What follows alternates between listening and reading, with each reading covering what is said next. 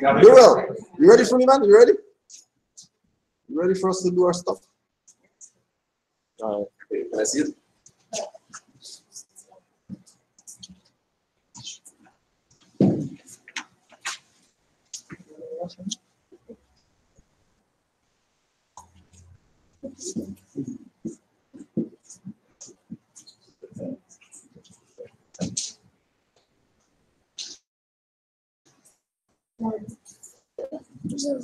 Two of them.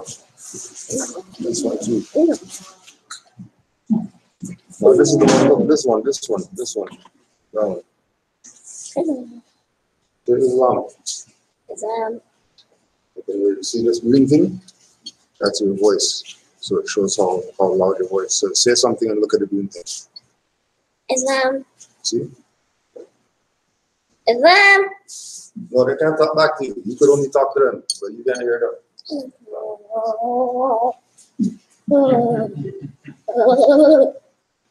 Islam, Morris.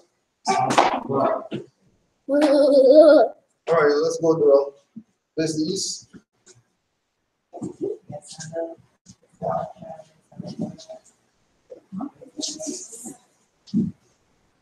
Face the east, 5 on the left, 2 on the right. Go ahead, Durrell.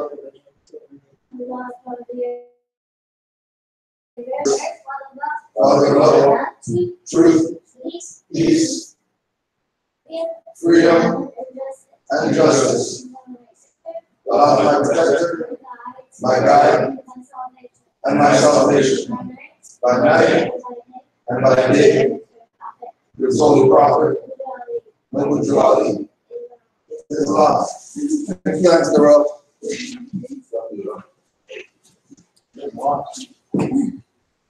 To be proclaimed at every meeting.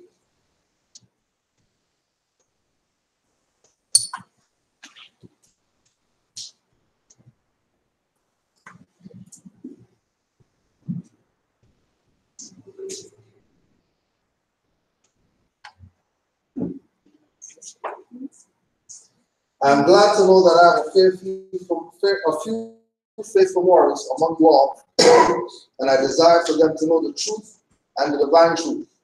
There is a host of jealousy about me and the movement now by the same people of our side of the nation that claim I was only a joke and unreal. But now, since they have found out from the government officials and the nations of the earth that this is the only sole foundation that all Asiatics must depend upon for their earthly salvation as American citizens, they are working every scheme that they can to disqualify me so they may take charge of the situation. I have notified all these things to you long ago in the past. It is through the faithful Moors that attribute to the movement and uplifting funds. The ones that pay their divine respect to me and the movement will be remembered. That is why I am calling upon all faithful Moors to increase their faithfulness to me, your prophet, and your divine Moorish movement. I need finance and I need it badly. Never before have I needed finance so badly as I do at present, so I can shove aside the discord that is facing the nation. It all comes through jealousy because of my fame and nobility. The nations of the world will not recognize the movement without I, the prophet, being head. It has been proven by my works, which I have performed in the past few years, Prophet Muhammad Juali.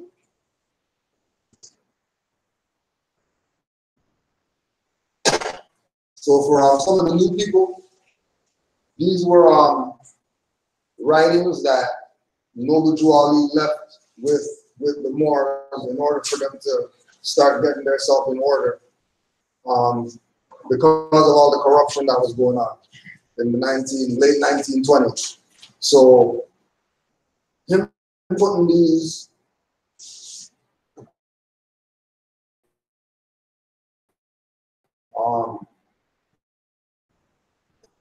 so that and to the prophet, because the Moorish movement is really there. You see all, and then the perspective is that, well, they have a building, so there's an individual that's the head of it, and then he has the front parking spot, and he has certain things working for him. But then the congregation situation is way worse than, right? So that if you're expecting anything to happen, look at the other nations of the world and realize that they do everything for themselves. They don't go ask somebody for grant money, or they don't go ask somebody for some package, file UCC to have a exemption account for them to be somebody. Everybody of whatever nation says, I'm obligated to give community, obligated to do. And then that's how they build up, right? More that there's very few Moors that are going to do with this what's supposed to be done with it. A lot of people you're going to see or be online watching this or whatever. You see people with feathers on, turbans on, saying Moors or whatever. But what they're presenting is not really about for the people.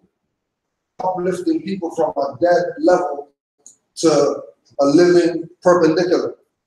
It's about keeping the people in the down frame of mind, because once the people are down, then they get puffed up.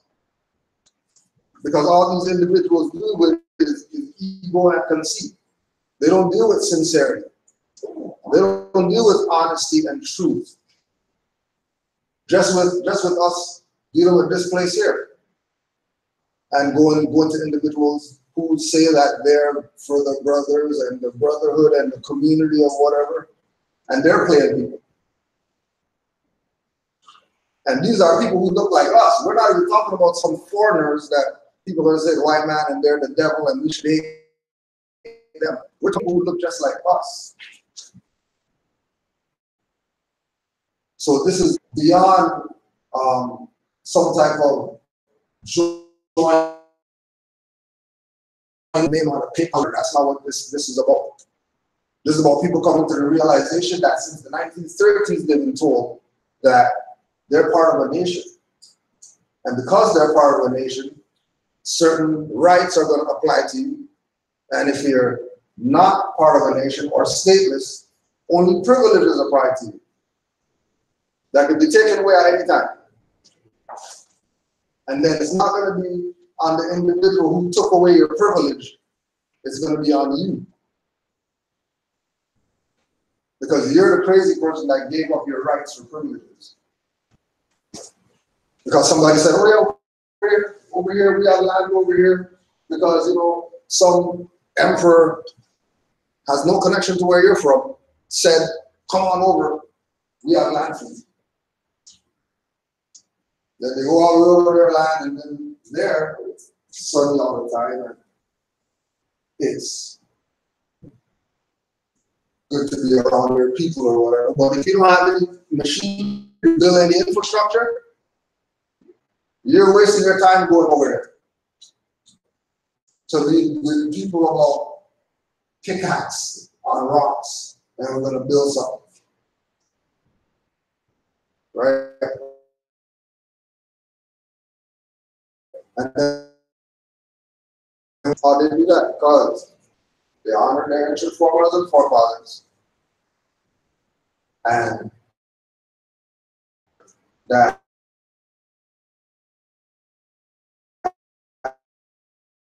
is what is brought back to us with this information. And because we're tied to a nation, because the world or the international scope is so cutthroat right now, it's only like that for people who aren't part of a nation.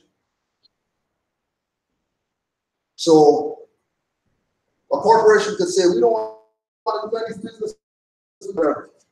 They'll say, cool, turn their back to them, and they do amongst their own. Because in their community, the dollar goes around 1,500 million times before it leaves their community. If they want anything, they're going to their own for it. If it's not their own brother, sister, then it's a cousin.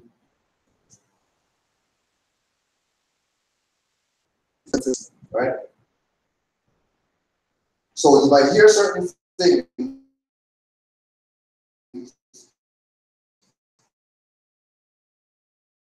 hear Allah and you hear, faithful and these quote unquote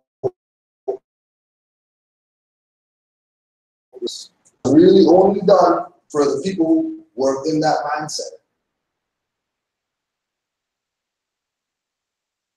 Yes, that when I come into this place called Moorish Science Temple of America, that building didn't make me a Moor. I was more before I came inside the building. What the building's doing is being an institution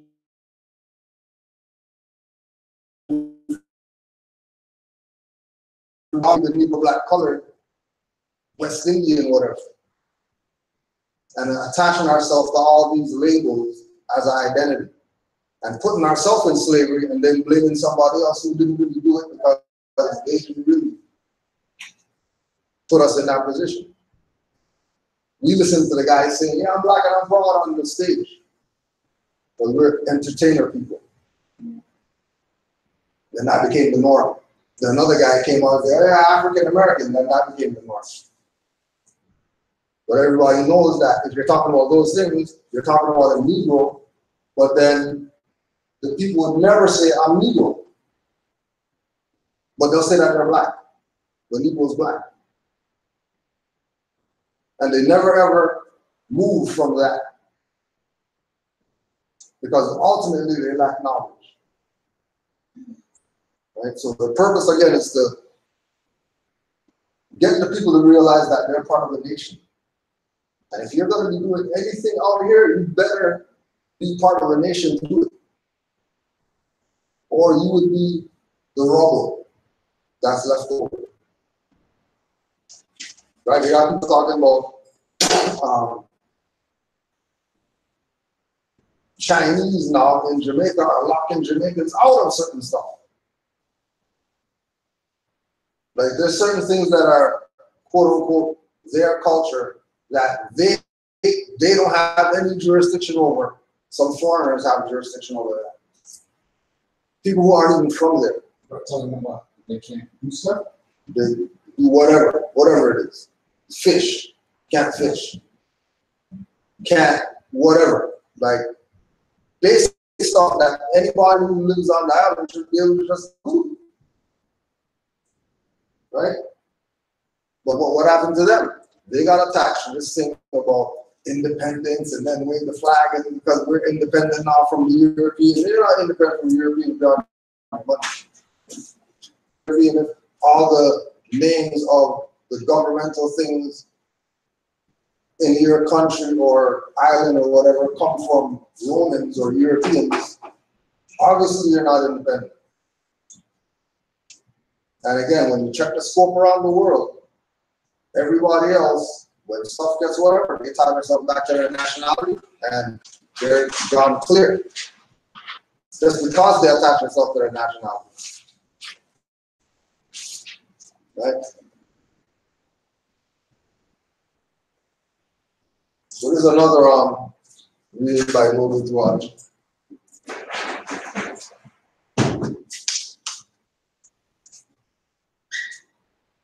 And again, he set it up that, like for example, this one is January 15, 1929. So since 1929, this order has been given by Noble Joe Ali that these things that we're reading were supposed to be read at every meeting. If Moors say that they're Moors and they honor Noble Joe Ali, then every meeting they have this. Now, them taking the position of not reading it should let you know the violations that people have taken on which is why we're in the situation we are today, where we don't know ourselves. We're the only ones with pants down here. Anybody else who's doing it, they're doing it just because they see us doing it. But if worse comes to worse, they're going back to their culture. They're not playing. They're going to be Negroes. They'll do that to get some finance off us, get some energy off us, pretend like they want to be our friend to get something or whatever. But if the stuff gets down to get down, they're going back. Moors here even have just walking on the street, people pulling over in their cars.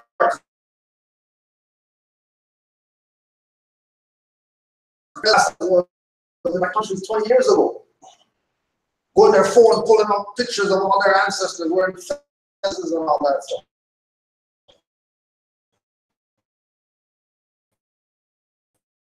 If they know that much, that they're going to go on their phone and pull out some stuff, then we're definitely behind the 8 ball. This game's over as far as we are concerned. Please, Mark. And the time is now. Because again, if you're looking at what's going on in the world, everybody is galvanizing within their own jurisdiction. Yes, they're going to say, you know, Toronto multicultural or whatever. But it's not really that. If they have a German place where only Germans are at, and a Jew place where only Jews are at, and a whatever place where only these people are at, it's not really multicultural in the context how they're pushing it. Now, we know as far as from the Aboriginal Indigenous perspective that Toronto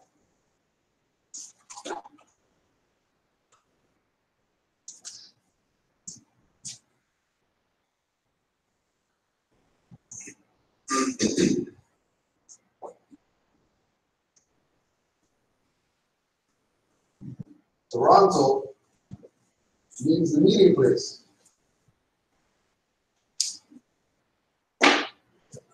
So it's no coincidence that people flock here. It's no coincidence that, you know, this is a market where people are trying to get their feet wet. Because from a spiritual perspective, from a metaphysical perspective, Toronto is the meeting place. So it's going to happen. Now, the question that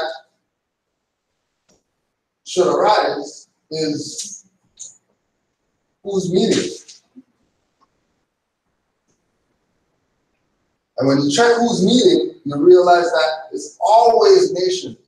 G20 summit, G8 summit, whatever, UN, whatever like that, they're talking nations. They might be individual corporations today, but their concept is KKK, that's nationhood.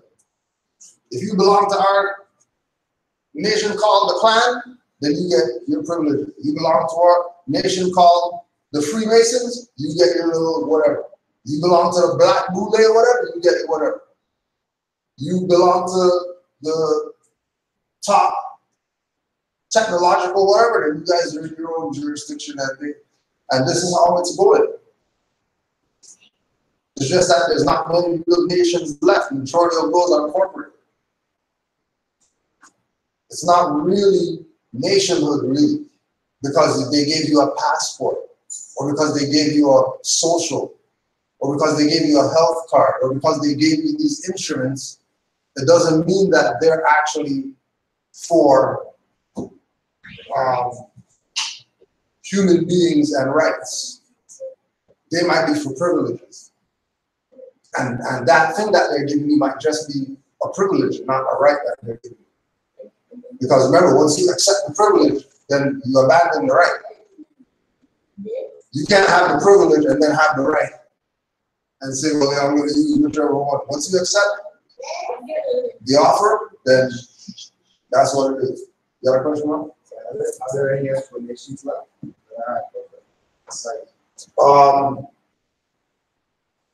If we look at like the nations that are there today, in the underground, they're doing what we're doing. They realize that something's happened here. Democracy has come into our country and taken over. And the only way that we're going to get out is by going back to the land, going back to the ancient customs, going back to what it is that had us here, what it is that set us up. Right? But if we're looking at anything that's left, we're looking at obviously the majority, a lot of the Asian jurisdictions, right? North Asian, some of the South Asian jurisdictions, South American for sure.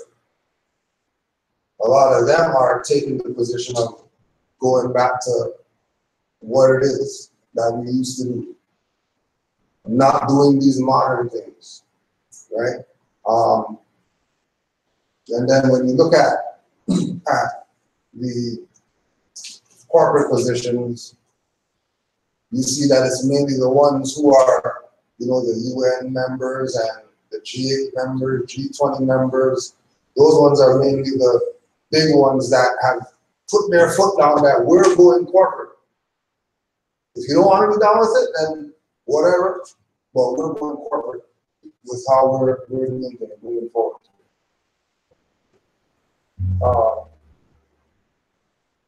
And then again, with dealing with ourselves, that we're saying Moroccan Empire, we're definitely not corporate, right? We're talking about Canaanland, definitely not corporate. Because we know as Moors, we're not stateless. So there's no concept of a corporate jurisdiction being over us. If anything, the corporate thing is subordinate to us. Right? Prophet warns all Muslims, governors, ordered to read proclamation at each meeting. So again, this is from 29. I hereby inform all members that they must put an end. They must end all radical agitating speeches while at work, in their homes, or on the streets. We are for peace and not destruction. Stop flashing your cards at Europeans. It causes confusion. Remember, your cards are for your salvation. Failure to obey these orders will be of severe consequence. We are for love, truth, peace, freedom, and when these principles are violated, justice must then take its course. Any member or group of members who hold malicious feelings toward the temple or the prophet, or violate the divine covenant of the Moorish movement, will receive their reward from Allah for their unjust deeds. All true Moors will and must obey the laws that laid down to them by their prophet. If they lose confidence in their prophet, they should turn in their card and button, cease wearing their turban and fez, and return to the state where I, the prophet, found you. This is a holy and divine movement founded by the prophet Noble Dwelling. And if the prophet is not right, the temple is not right. The prophet, therefore, is sending out a divine plea to all Moorish Americans that they do their part in protecting their prophet and the temple. This is an everlasting movement founded by the prophet through the will of Allah to redeem his people from their sinful ways. Noble Dwelling.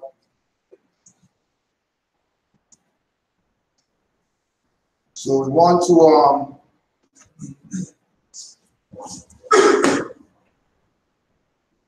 to welcome you to the new spot.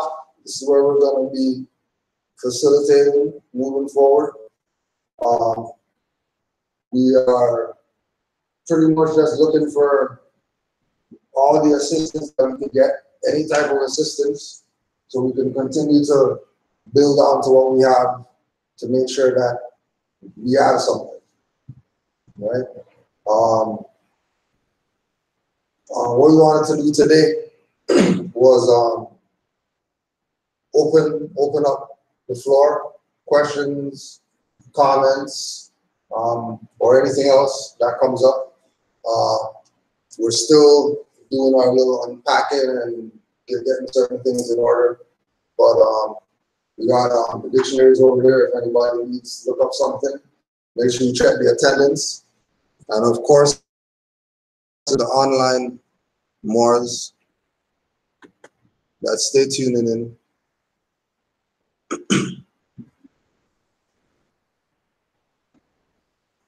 Right, we just had a Moor on here talking about he's in New Mexico. Like we said, on Friday or Thursday, some Moors just reached out in Jamaica.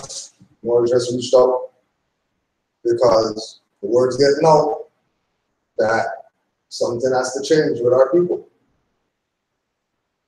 And what we're realizing is that it's about our people getting back to their nationality and their birthrights. And the only way that that's going to be done is if the people take it onto themselves to see that they have to correct their mindset. Because the only way that our people are enslaved, spiritually, economically, whatever, is because they're enslaved mentally first. And as soon as we can correct the mind, then the body is going to do the things that are necessary. So, with the example of this location, probably about, what was it, about a year, Omar, when we started the alumni? November. So November.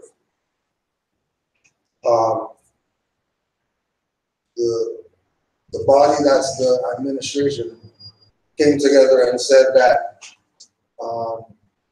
we need to get some more things going on. At the same time, the women in the temple were taking a more this is theirs also approach and putting their energy in on it. And then we walk up here, and then there's a building available.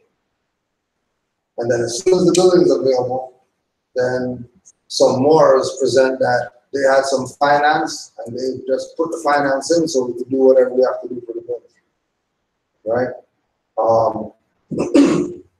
We had individuals from outside of Canaanland realize that hey, you're doing some work or whatever like that, I would put in something so that I did my part. Right?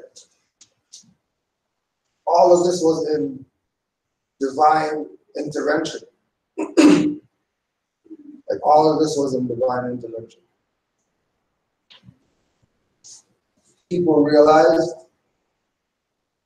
that minds working on the same thing accomplish more. Which again goes back to why it's so important about nationhood. Because as nations of people, other nations don't play the game of they don't know who they are, or they have no connection to their ancestors. In some way, shape, or form, they give supreme honors. You know, we use, especially for over here, we use the Sikhs as an example. That you're not making them take their turban off. It's not happening. So the point where considering asking them to take their stuff off.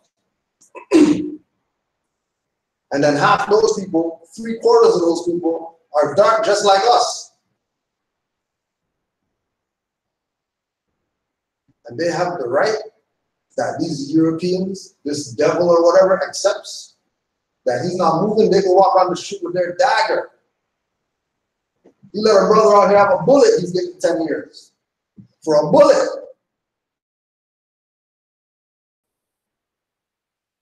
And these guys have, that's not some religious, or because they have some out of Canada, whatever. No. They're dealing with nationhood. In our nation, we carry daggers. So In our nation, we wear turbans. In our nation, we have turban days where people have their turban that's big like this, just because. And they look at that and they say, well, no, they're gonna really have, all that cloth or whatever to make a turban. They're probably serious about a turban. Like they're probably very serious. If they have yards of cloth just to wrap their head up or whatever like that so they can present themselves as their ancient foreparents did. And this is across the board. They do this. And the only ones in the dark is our people. And we also know that our people have become accustomed to enjoying the darkness. That when the light is presented to them, which again, when we speak about metaphysics and esoteric knowledge, light is always knowledge. So you're reading some book, somebody says, oh, I got this masonry book for you, and this book is crazy. And you're in there and they're talking about, yeah, the light and the darkness and the light and the darkness and the light. And you think they're talking about the light, turn light? They're not talking about that. They're talking about people who have knowledge, people who don't have knowledge. People who have knowledge are called Illuminati in today's social media culture or whatever. People who have knowledge are called Illuminati. People who do all the crazy stuff with the coffins and the owls and whatever, those guys are Freemasons. There's a difference in the world of online whatever learning. Because the information is everywhere now, so nothing is secret. So forget secret societies, because you can find out anything about them that you want. Their own people are coming out and putting out stuff about what that's about. So no such thing as secret societies. That's been gone a long time ago. But there's Freemasonry. There's people who take the privilege and hoard the privilege only for their little group of people. So that when he goes to the whatever he's getting his little hookup, when he goes to the whatever he's getting his hookup, when he deals with the bank fraud or whatever he's getting his loan, no questions asked. Whereas somebody else with the same qualifications get nothing. So that's what they use that for. But don't look at that and then put that on, the Illuminati and a cult and all these things and think that that has nothing to do with us because you're tying it to some Freemasonry or whatever. Illuminated and enlightened people are the ones that are classified as occultists, that are classified as esoteric, new age, whatever. Those are the people that they don't want society to interact with. But as soon as society interacts with them, then it's over. Because all the people have to do is start thinking for themselves, opposed to having a box or whatever think for them. Putting things in them that, like when we always use the example of remembering when they stopped playing good music on the radio and just started repeating stuff. Right? That's long gone. Now you're in it. If you're in that now, it's pretty much over. You're plugged into the thing. Because that's the only way that's going. That you have to play the guy who does pills and mollies and all that stuff, that guy has to get airplay. The guys who smoke 800 different strains of weed or whatever, those guys have to get airplay. Have to. Because they know that the frequency that they're putting out of the speakers or whatever is going to get the minds that are vibrating on that low frequency.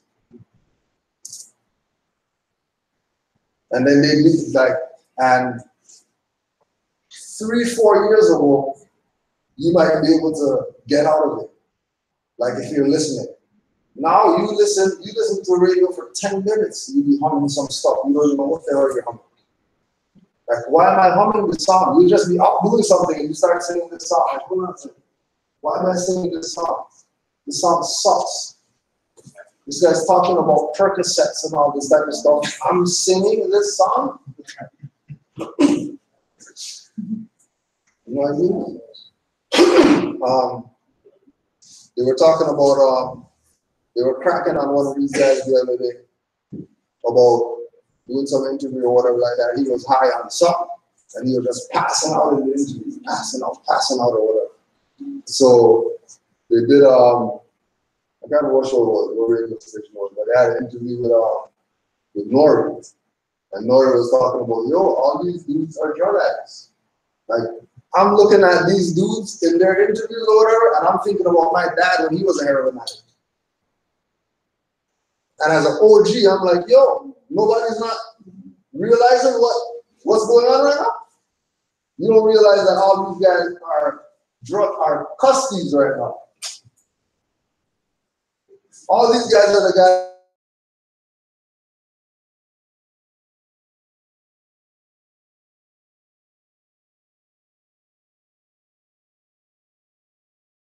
And now they're influencing other people to be junkies.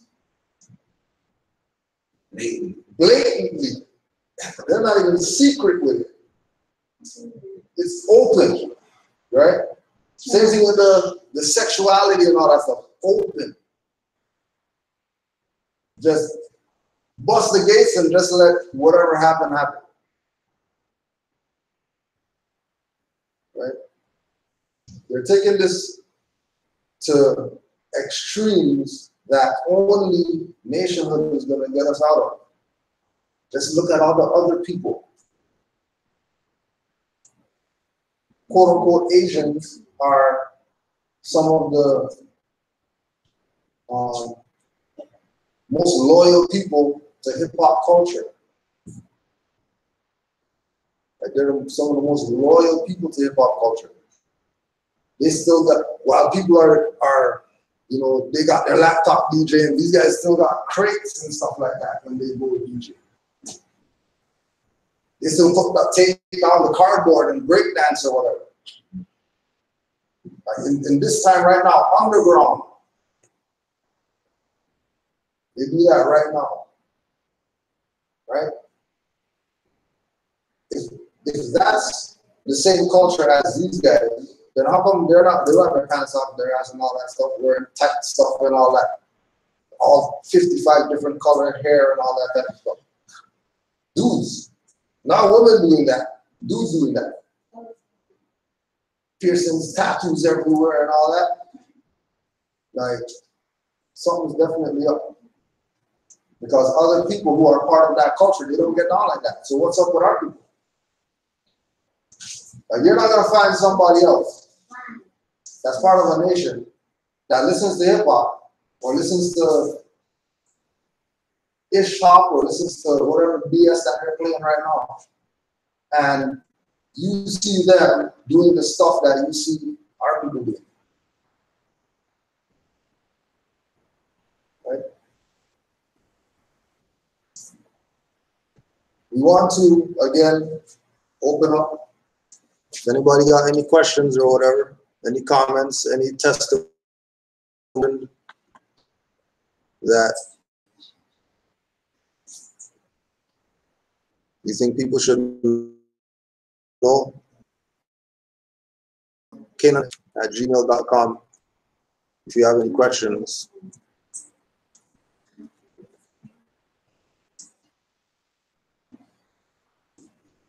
I'll make one comment. Yeah, well. After being out, various events, networking with people, it's interesting that our people know some of that older ancient history. They know from that, Egypt. They know that, where mothers and fathers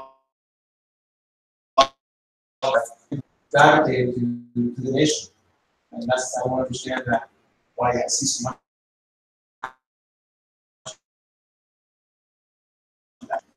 He's written books on all the inventions that we've done as melanated people. And there's a nation here for them, but they don't want to take that extra step to go find out more about what nation is. They'd rather just stay where they are and be subject to, current colonizer rather than moving forward.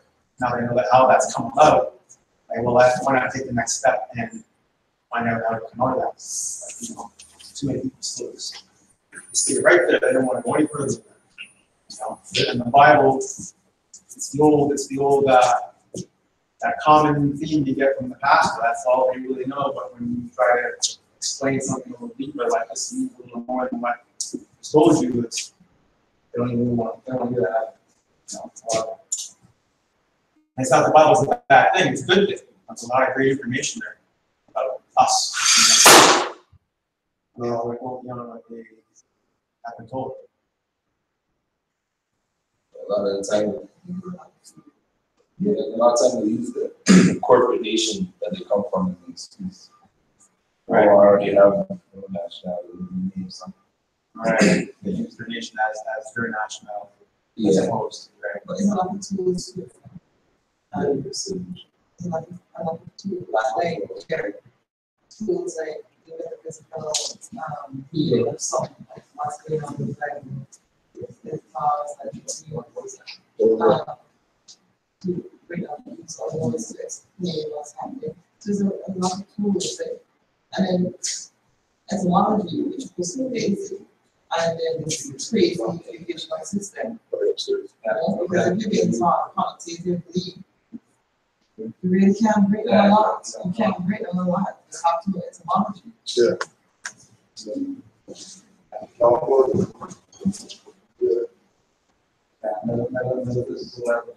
Yes, audible,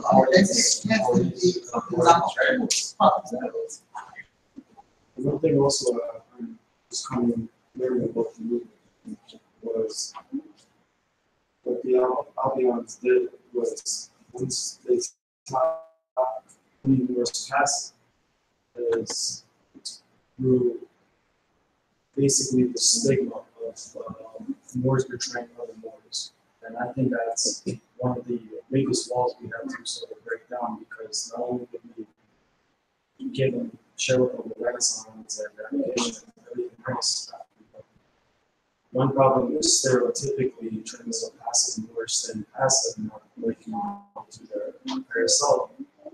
Is that there's a stereotype in society where Moors are the ones who betray other Moors. And I think that's one thing we also have to get remedy to. We sort of have to redefine and get on our the story rather than there's the leader of the Albions. Yeah. Sure.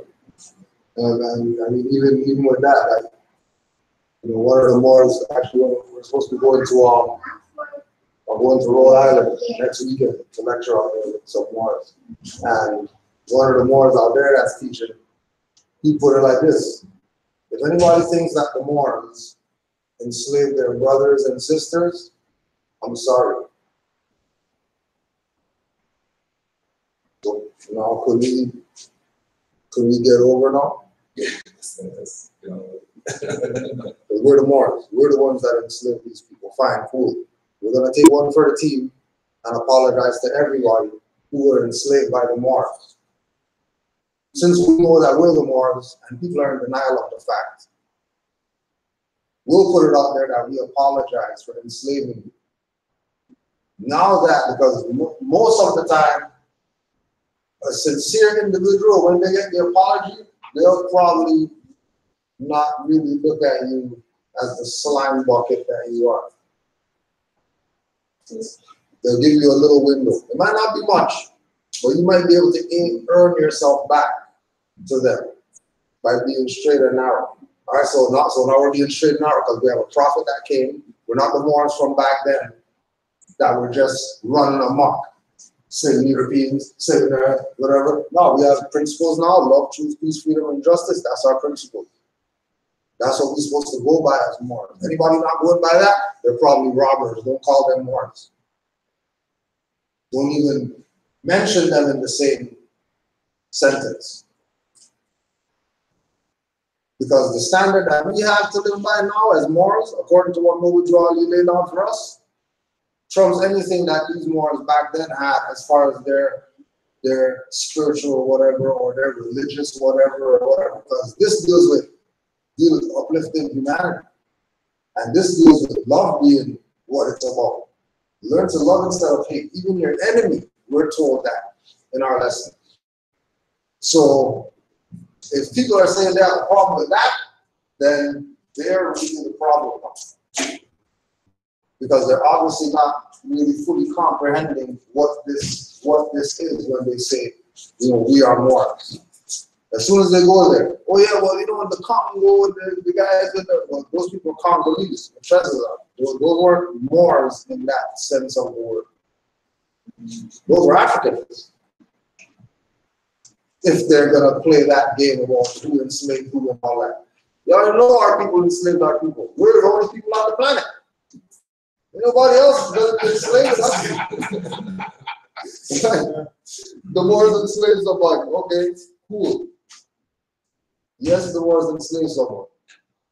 But if it was only Moors on the planet, then what's the problem?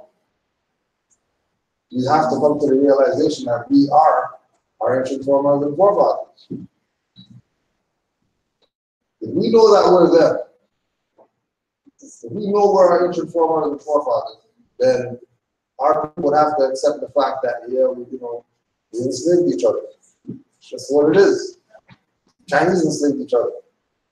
Mexicans enslaved each other. You think Mexican gangs or whatever are enslaving their own? But that's not making them say, oh, well, those guys enslaved those people, so we're not Mexicans, or we're not Cubans, we're not Brazilians because there's a Brazilian warlord doing GS under the name of Brazil. Right.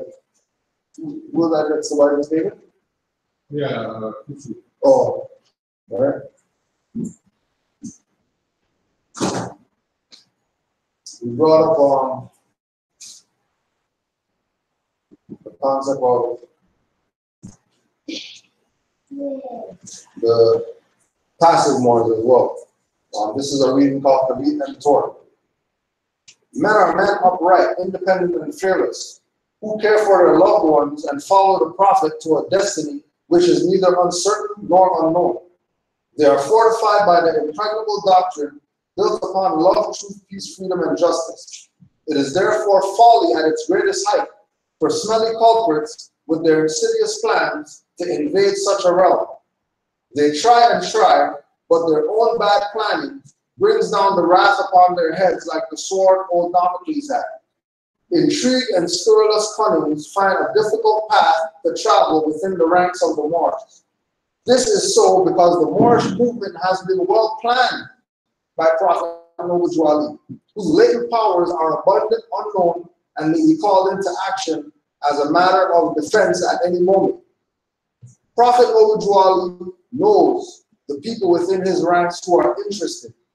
They are the vanguard of the movement as the Moorish hordes increase here in America. All of the Moors are active, not passive. So this is Noble Ali now. So Noble Ali is telling Moors, all Moors are active, not passive. And then there's Moors who are saying, well, I'm just going to be over here. I'll just be passive and not do anything for the movement, not do anything for Moors, not do anything for whatever. Then that lets you know what side that they're on. Obviously, the side that was against Noble Ali. And then that's just the line that's drawn. It's not, bash at them or whatever like that. But if they're staying in that position of being on that side of the line, knowing that Noble Ali said all Moors are active. All right, so that means there should be no passive Moors if they say they are Noble Ali.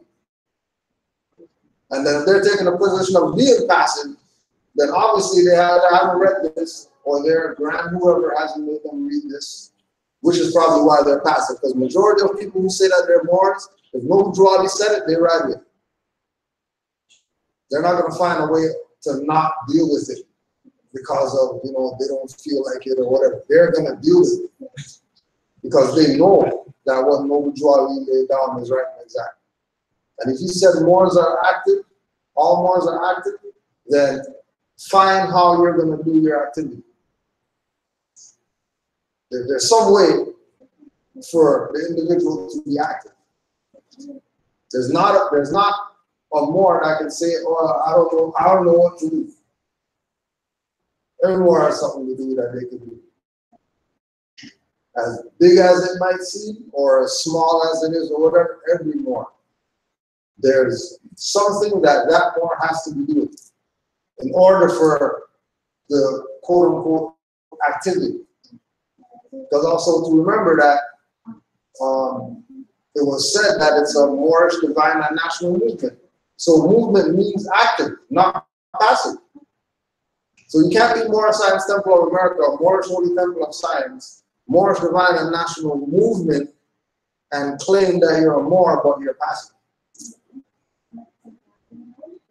And again, active doesn't mean go to court and be in front of a judge and Moors in court and all that type of stuff. That's being active. Being active is waking up our people to the fact that they're not Negro, black, colored. Because you know that. You know better than put on to those who don't know, so that they can know. And that's the most active that you can be. Tell somebody you don't know. Just like when they say, you know, they have that thing of somebody does something good and they, oh yeah, I did a good deed for the day or whatever. All right, same thing with this. Oh, at least that's their birthright.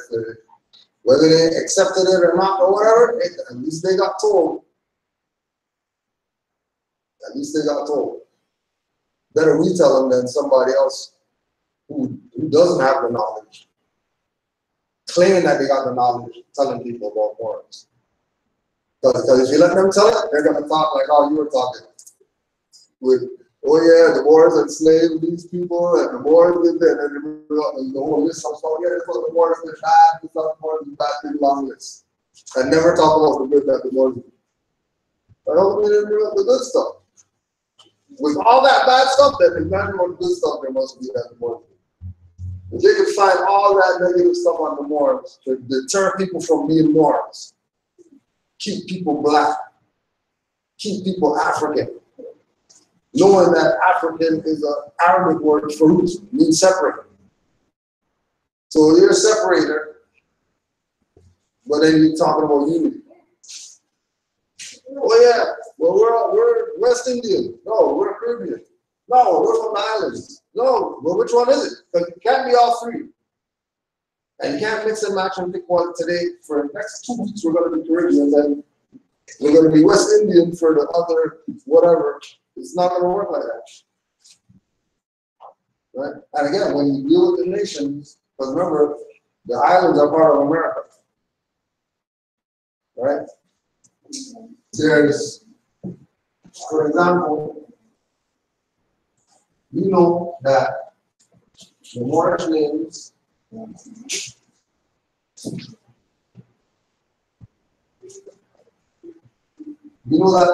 names Ali, Bey, Al, El, and Bey. Right? We know people. We know people.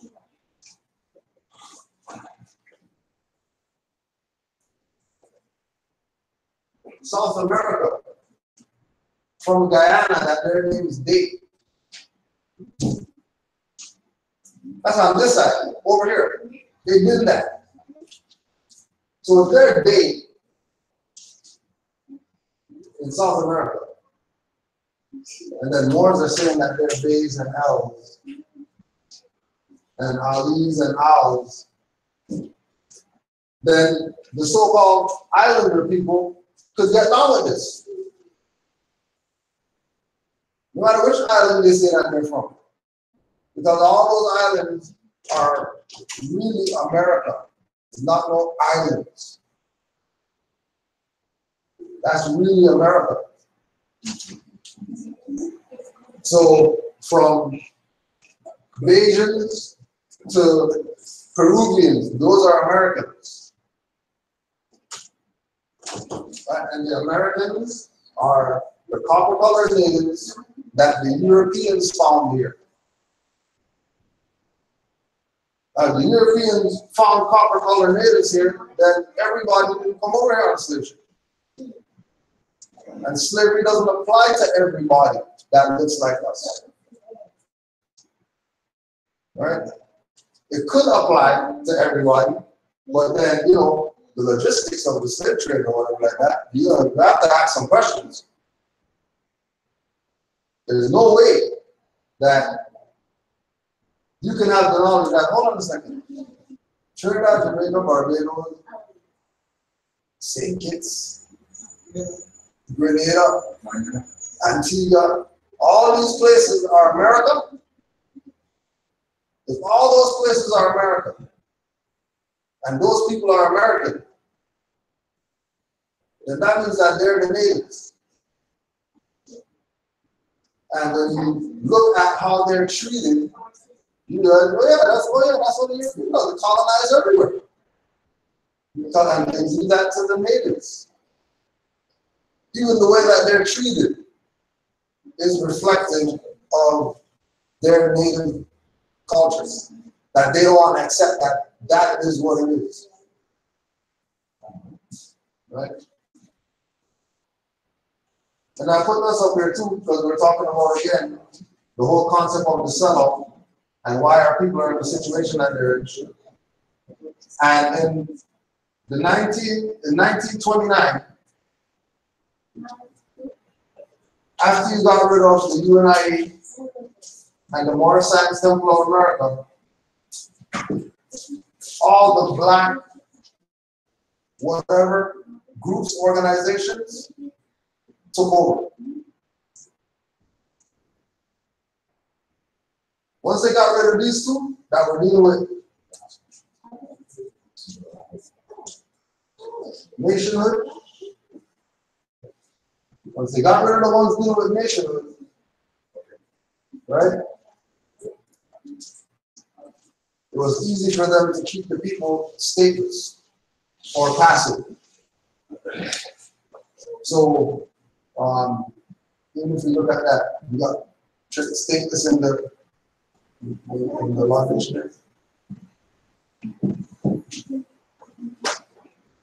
The only way that the so-called European has power in land that's not theirs is by them classifying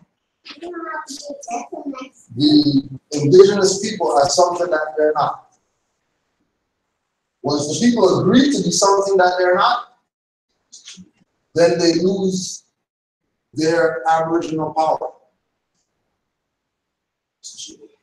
Because they're not being who it is that they are. Right? And as the brother just brought up, it's cheap. So these people take the position of claiming that their peace one is love. People take the position of claiming that they're something, and because they're something that they're not, it allows them to be escheated. And then we can look down about you got the I don't have stateless here. It's cheap stuff in here. I think I have stateless over here.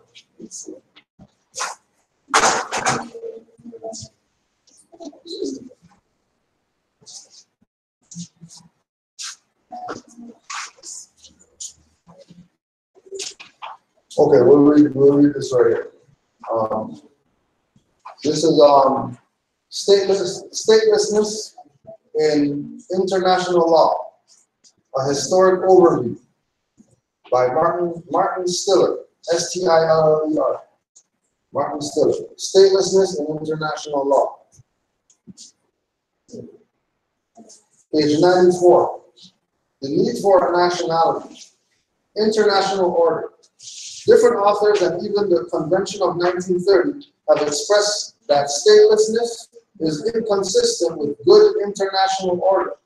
Therefore, every person should belong to a state, have a nationality, and one nationality only. And stateless persons and multiple nationalities have thus been described as anomalies juridesque.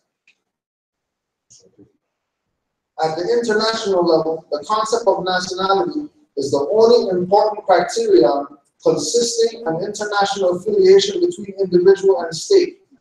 It should be noted that the question of citizenship does not bear on the issue.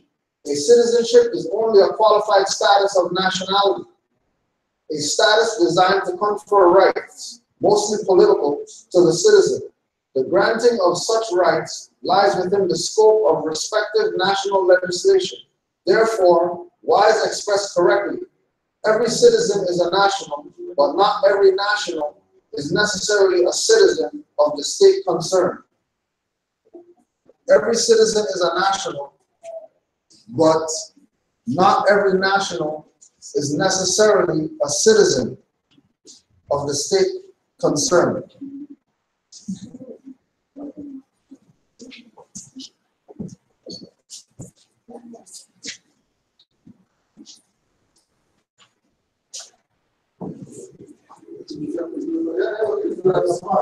Yeah, you could do that.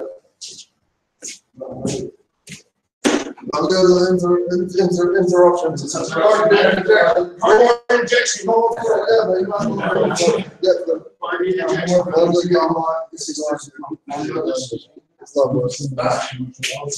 Yes, brother, man love. So, before we do that, just who you are and you know what I'm saying? Jurisdiction, you know how it goes.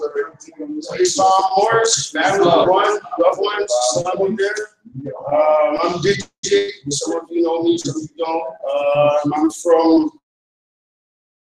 Quebec, K-E-B-E-K. So we call it the Quebec territory. We're there. We're very active. I deal with the policy enforcers, the de factos all the time. They know who I am. Actually, I'm having favorable responses with them. Near Quebec, we're near Montreal, right? So what we do, my Empress, actually, I'm her servant, so, right? So she makes these by hand. She takes, I have a little web page, it's algazetta.wordpress.com, and she makes these, which she's teaching me, but as you know, fezzes should not be made by machines. They should be made by a woman, or at least by hand, and then crowned to your head by a woman. So she takes wool, she takes like balls of yarn, not even yarn, wool, and she peels it off, and she does this process, so what we call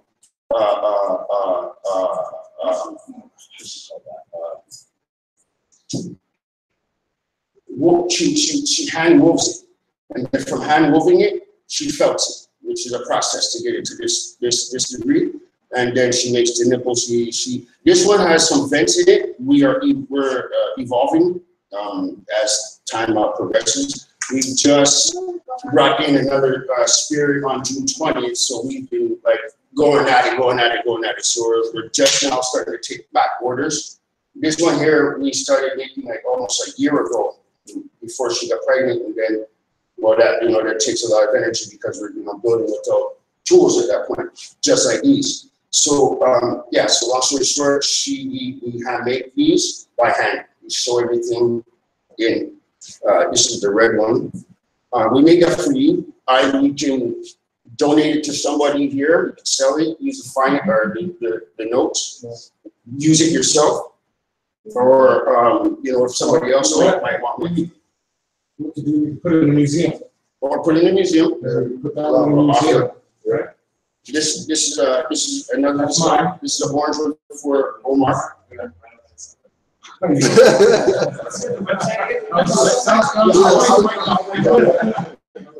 You know I needed one, right? And I ordered that. It's more not dirty. That's a spiritual stuff. And then watch the last one. We need this one. It's a good order. That's an orange one for. Thank you. What's the thing again? Algazetta, ALGEZETA. At WordPress. Islam to know is being active, and Juliana too has been doing her own thing, right? This is one that he wanted. It's Moroccan. right? It's got, the nipple is green and red. Right now, we don't have we don't have the material to make the tassel, but as soon as we get that material, we'll start making the tassels also.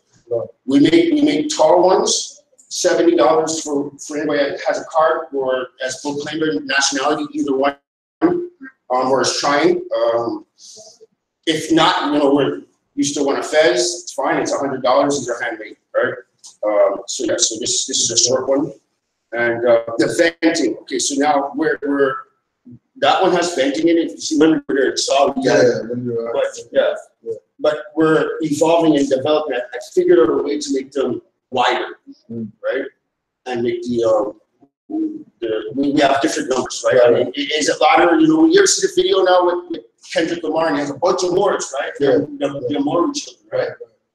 If you look at the top, there's no venting under, and I'm sure there was no venting in 700, or maybe they had their own, but you know what I mean. So it's not just like lateral geonomics. We can put our own numerology into it, right? So and my dad is here, and my pops is here. We're we're in and out. We had like a lot. We have and possibly the run is flying again. We're looking to come out there again in September. Of course, I know we're out there. Oh, March. Big news, right? We got a spot there. Yeah. Big house, big backyard. So yeah. Why don't you look to start create a date? Yeah. And then we can have it there. Yeah. And we'll, Right now, we're if not, we go back to the old spot. We just get a bigger room, right? We can do that, but this place is gonna like it, and it's right near water too. So putting out some moves here, that we'll be making out to Montreal in September. Right. So he's the more out there who's been our sort of ambassador of it. I love it, brother. Thanks. Love all you. Nice to meet you. I'll just go around. I don't want to see you. Nice to meet you, Mom. Nice to meet you. Right. Nice to see you again.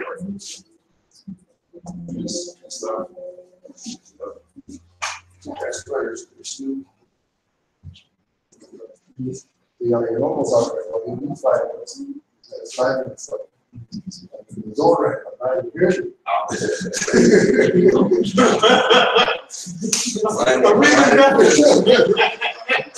have been recorded that one. Should have been recorded that one. Yes. Back up. Back up. The other one. There's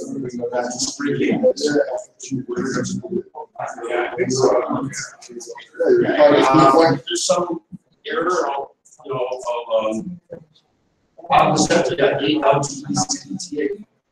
that LTZ. There's one team. One team. If the facing again, we'll finalize it. Omar, anyone will contact. It's great. And so maybe also, if you're thinking about it, but when it makes sense, is figuring out your numbers, because we're going to go up that so we can pick it up for you guys. Right? So that's an option, right? Just time it. Probably give them as much notice as possible. Right? We go there, we'll just come back with a box. Okay, so thanks. Okay, so yeah, and if anything, this is my number, data, no problem. Yeah. Right? Peace, Mark. Peace. And my Empress, she does a lot of other rats, woman type substances. This is something that she does that I asked her to do. It's not the only thing that she does. She does like other stuff. So peace. Have a beautiful time. See you guys soon. Thank you.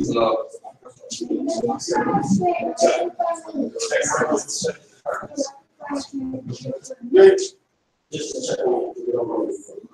Still on status, right? Oh, yeah. You got statements there? Yeah. Yeah. The statements on the website.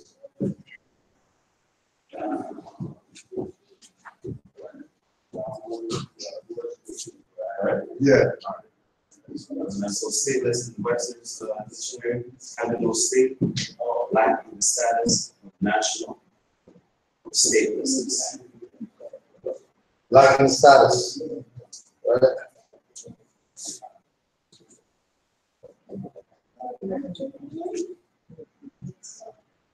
Right, so the idea is they let you do this minus yourself and status. They let you do that by giving you these forms that you're gonna go fill in, and then when you go sign it, it's only you signing it, nobody else. So now you're the only one liable, nobody else is liable because you're the only one that signed it. And then at the back of all those stuff, it's going to say property of Ontario, property of Canada, property of Toronto, or whatever like that. So you did that. You made yourself stateless. So we're taking the position of getting ourselves out of statelessness by going with what the international nationality. So if I have a right to that, why not have one opposed to being stateless? But because the status of statelessness has been voluntary, the enforcement is going to be the enforcement against people who are trying to correct their status from stateless is going to be on them harder, because the way that the system was built was on statelessness, starting with the so-called people who said that they came over on a slave ship when they were really indigenous people. And these people got free labor for 400 years because they made these people be a status that was under quote unquote white.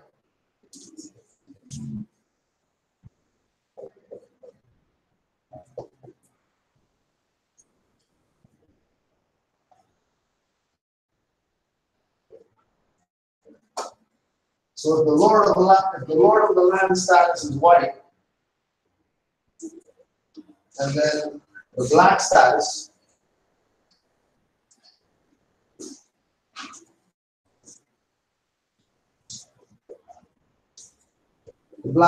is servitude.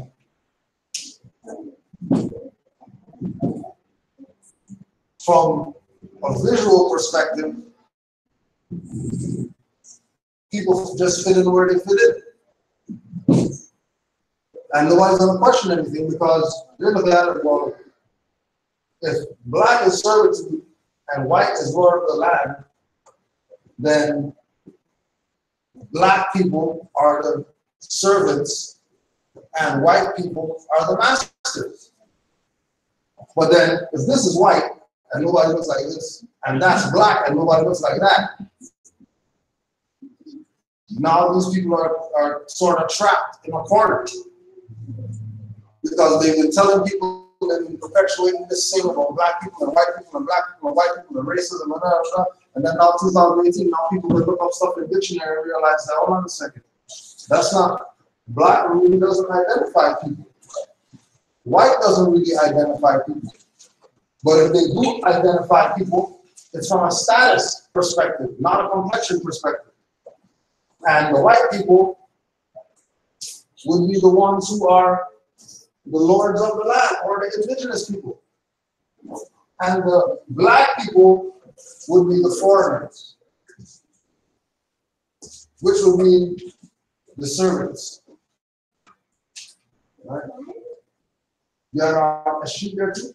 Yeah. Right, so we had this the status piece more. Try to say, bro.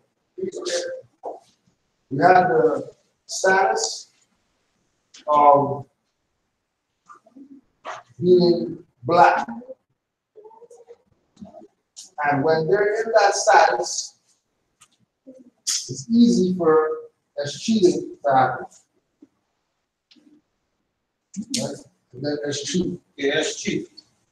You know, cheat is an obstruction of the course of descent and consequent determination of the tenor by some unforeseen contingency in which case the land naturally results back by a kind of reversion to the original grantor or lord of the fief. And I have this bunch of cases. So yeah, you know what it is. So a sheep. So the obstruction Of descent. of descent. So as black, there's no descendancy in that. This is more. Now you have descendancy, now you have lineage, now you have culture. And this can't happen. This can only happen when the Moor is stateless or in a status, right, that is foreign. Which is why we also tell people naturalization can't be done by Moors to other Moors. Because this process only happens to a foreigner. This process can't happen to somebody who's indigenous to the land. This will only happen to a foreigner. So when somebody takes a position of being a foreigner, or black, or Negro, or colored, or African, or they're slave, or whatever, then a cheating can happen. And a cheating is when somebody says they're going to disrupt your descent. So they're going to detach you from everything that has to do with you. Your language, they're going to take that. That's what the black guys complain about. Their culture, they take that. That's what the black guys complain about. Their land, they took that. So the black guys complain about. Their children, they take that. So the black guys complain about. Their wives, even, they take that. And you want to realize that it's all about you putting yourself in a status that nobody else in the world. You can find the most tar-looking guy from the continent, and he's not going to say I'm black. He goes like this, all you see is the eyes and the teeth only. And he's still not going to say I'm black. Like he won't. Because he knows he has a nationality. Right?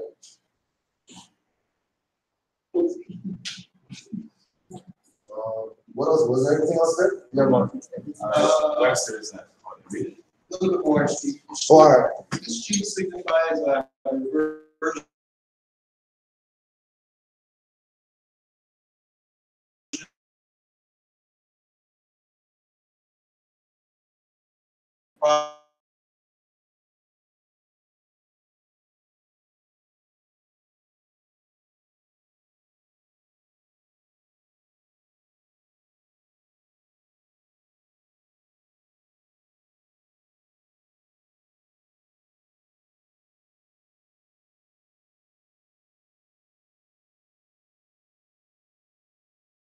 Yeah, that's what I'm saying. And any questions, just throw those up. Don't worry about it. This one, the names.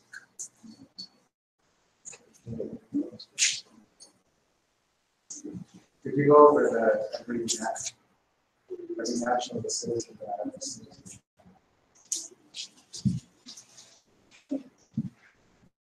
We look at it like this too.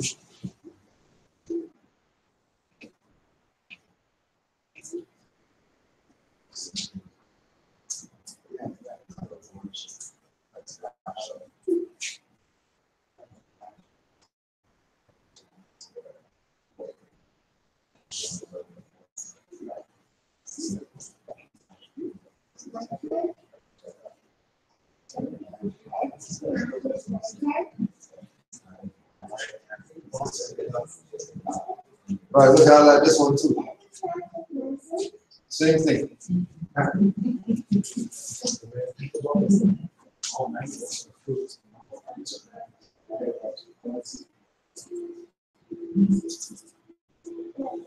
Every citizen is a national, but not every national is necessarily a citizen of the state concerned.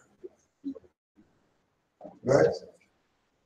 So it's like we went to a Home Depot with the tax exempt. Yeah. And they were trying to say, well, we only accept the cards that Canada gives the Indians or whatever. Well, we're not those kind of Indians. So we don't have cards from them. Well, everybody else that sends them whatever taxes they have a card that we get from whatever. Well, we're not them. There's non-status Indians, then there's status Indians. I've been going through that in the last little bit. I've been exercising my nationality. Yeah. I still get the taxes off of everything. And as a matter of fact, I've been having a lot of educational sessions. Yeah, Actually interesting. Yeah. Actually interesting. Like, Yeah. I see there's the so-called native who only get one tax on. Yeah. They still pay the HST. Yeah. And then you have other, which we fall under. Yeah. Right? So which one? Other. Yeah, they always try to pull up. But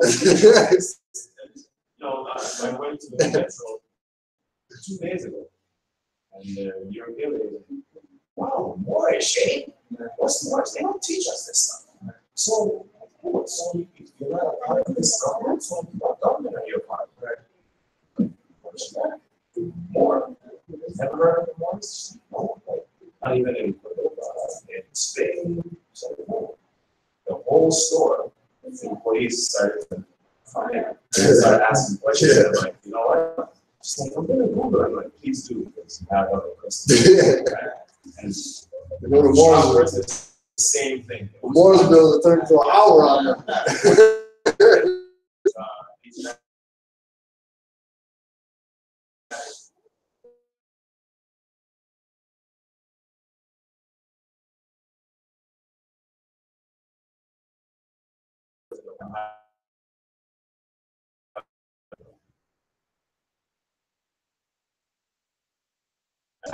I'll give you the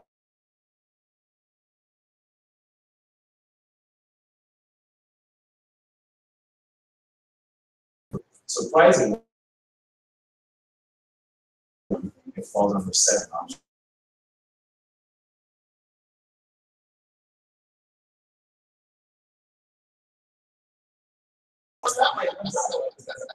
What more do you want than that? What more do you want than that? What do you want nobody's law, number 7? Wow. But she just looked at me, the unconscious one, just looked at me up.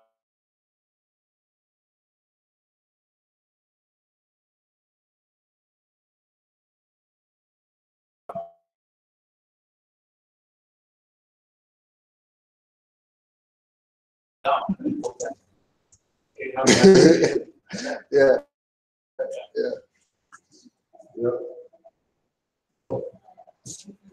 Every Negro is a Moor, but every Moor is not Negro.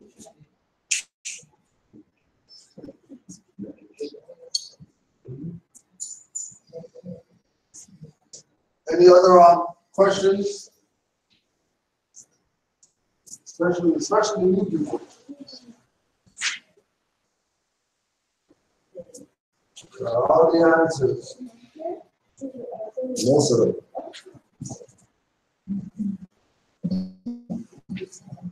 Any questions?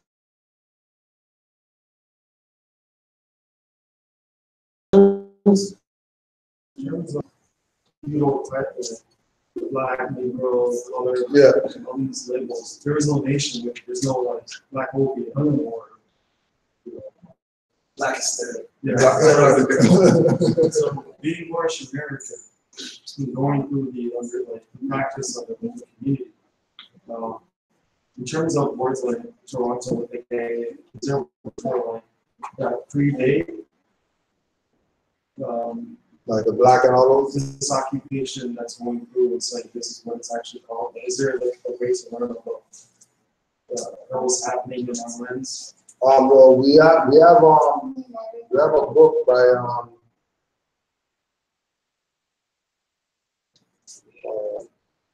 it's in the store that he talks about as far as the islands, all the Aboriginal names of all the islands.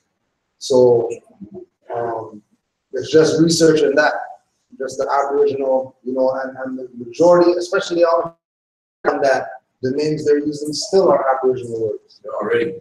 Yes. Like Toronto's Aboriginal words. So Mississauga, Ottawa, like, all these words are Aboriginal words that nobody really checked them on. Hey, if you guys are so against the whatever, how come you're using Aboriginal words still? Why don't you just call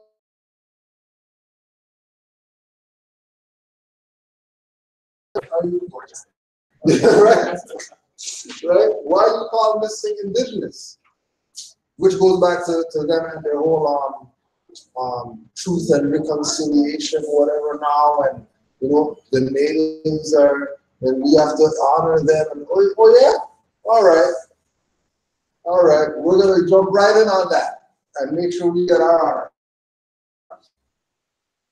because we know, what I mean. And again, as Moors, that's just what we would do. Like we talk about how before you go online or whatever, you're going to reference library.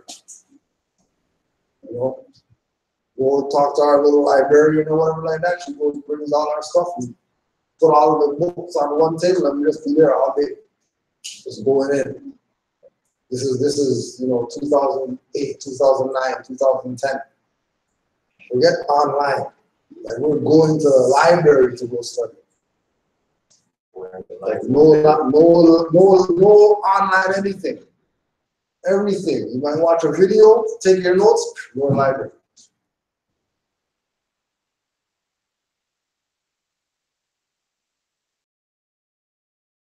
In two stack of notebooks like this or whatever, of just information. You know what I mean? That you can take that, put it into a book.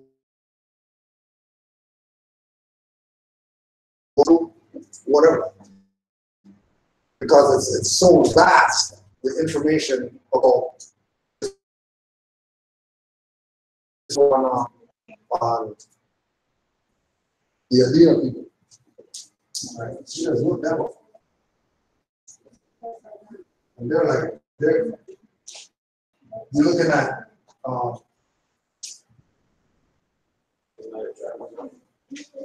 right? They'll say a tribe, right? Or they'll say a nation, right? Sometimes you'll see nation. But we're talking about people who are Aboriginal and Indigenous to hear that if you don't do your research, you would think that all there is Eskimos or whatever, and Ojibwe, and that's it. They don't know. So nobody else was here except them. And then they bring this to, well, they came from the Bering Strait or whatever like that. And okay, well then, what about people before them? Forget Bering Strait natives. Say the natives pre them, pre Eskimos, when there was no ice here, when it was beautiful land here, right? Those times, those people. And when you start bringing those people back up again, as far as orally talking about it, studying it or whatever, it stimulates the ethers and stuff happens. And that's really why I think they're doing their truth and reconciliation and all that. Because they know that it's a spiritual time right now. And if you're putting the proper stuff out there, then you're gonna get whatever. What they're trying to escape is that we talk about the karma. So any way that they can dodge it, they'll take it. If they can put up truth and reconciliation, and then all the natives get passive for a year, like, oh man, well they recognize, they gave us, they brought us on the stage or whatever like that, we got whatever like that. You guys earned a year, all right, we got a year to plan for the next 10 years or whatever. And they'll chip away at this thing, right? And again, which is why you have, when they do the call up on the stage, it's never no natives who look like us. There's some straight European natives coming up. And then when they leave, they're going into the Benz and the Beamer and all that. Those are the chiefs of the so-called tribe that did the treaties so that they can have Toronto and Mississauga. And they have, you know, they have their the Williams treaties and the James treaties and all these treaties that these Europeans did with some people who weren't really the natives. Those are late natives. And then historically they call those dummy treaties because they were done with the real people who they were supposed to be done with, which is why they keep violating them. And then those people never step up and say, okay, fine, you know what? We're really not the natives. The reason why they're violating all these treaties or whatever like that, because the black guys are really the natives. And we're imposters. We came over here on the Bering Strait. We're actually Asian. That's why we look Asian. 117, sorry. No reparations for you guys. You know, it's like as if some of these modern so-called Indians don't even seem to know that they're contributing to the SG. I came across a case, natives of Hamilton. They had a treaty with Canada. Canada hadn't paid up in like 30 years or whatever. Yeah. And they're trying to get money, but not recognized they're not paying because, well, we know you're playing stand on your side. You're not the guy. But thank you for the land, I'll take that. Yeah, well, you know, they'll definitely land like it's a real deal, but we're not giving you nothing. But we're not giving you anything. No. And then they don't want to give up the goods that they sold up. That's the one that we're even dealing with too with them. Because now you have the quote-unquote black guys saying that they're indigenous. And they're talking that stuff about, yeah, the Moors enslaved or whatever. The Moors only did one treaty. That was Treaty of Peace and Friendship. That's it. In all the treaties you're going to see in this land with the Moors name on it. Well, you check all these Indians out here. And you see. Because again, when you go check their condition, just like us, they have nothing. How come you guys have nothing when you guys did the treaties with these guys for stuff to be going on? But nothing happened. They got played. Because they thought that they were taking the position of, yeah, now we're going to get something because, you know, we suffered and whatever like that. We didn't suffer like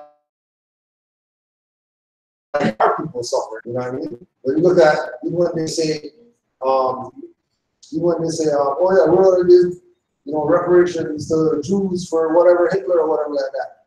All the people who are classified as Jews that are dark should be first in line to get a check, whether they were in Germany or not. The fact that they're paying off Jews, okay, well then, the Jews who are the original Jews should be in line. What does that have to do with whether they were there or not? Right? Because it's that name that they're talking about that got violated. Oh, but ain't there nothing? Oh, interesting. But then, you know, these guys built Israel or Palestine and they do all this crazy stuff to make sure that they have something for themselves. This is our nation or whatever. But then nobody else in the world uses their religion as a nation, only Jews. Hey, hold on a second. How come these guys are the only guys in the world that have a nation that's a religion? And everybody's just cool with it. That everything that they're doing, when you go Baptist and all that stuff, but everything that they're doing is based in religion, which isn't a nation. How are they able to do this? How are they able to? Nobody else could be a religion. Anybody tried and got nowhere. They're trying to make their religion a nation. Didn't work. But these people, for some reason, they work with them. And then it goes back to that thing we were talking about earlier.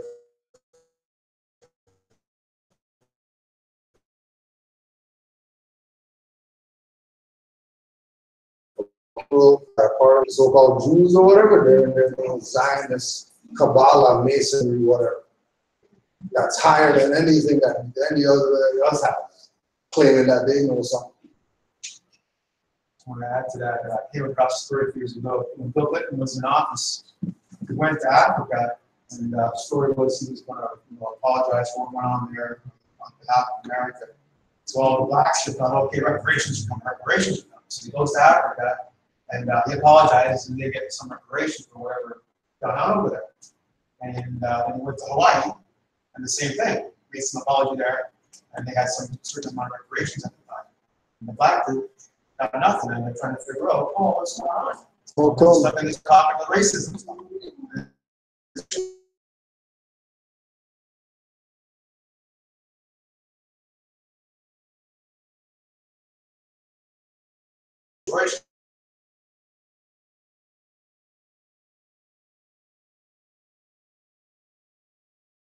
Not right. I know why over here, big Christian guys.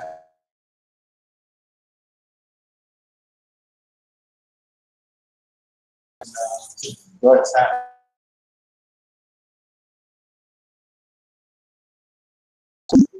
And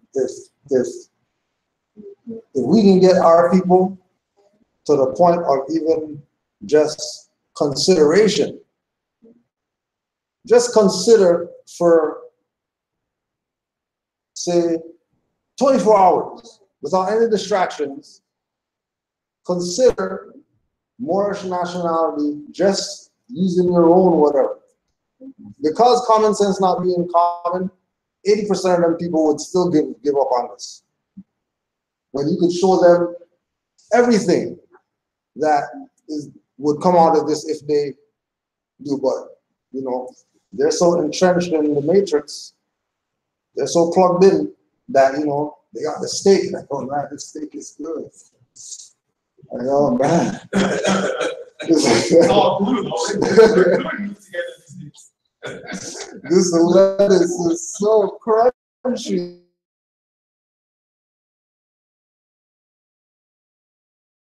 That's not, you know what I mean? You grow that? No. I don't know. You know what I mean? Because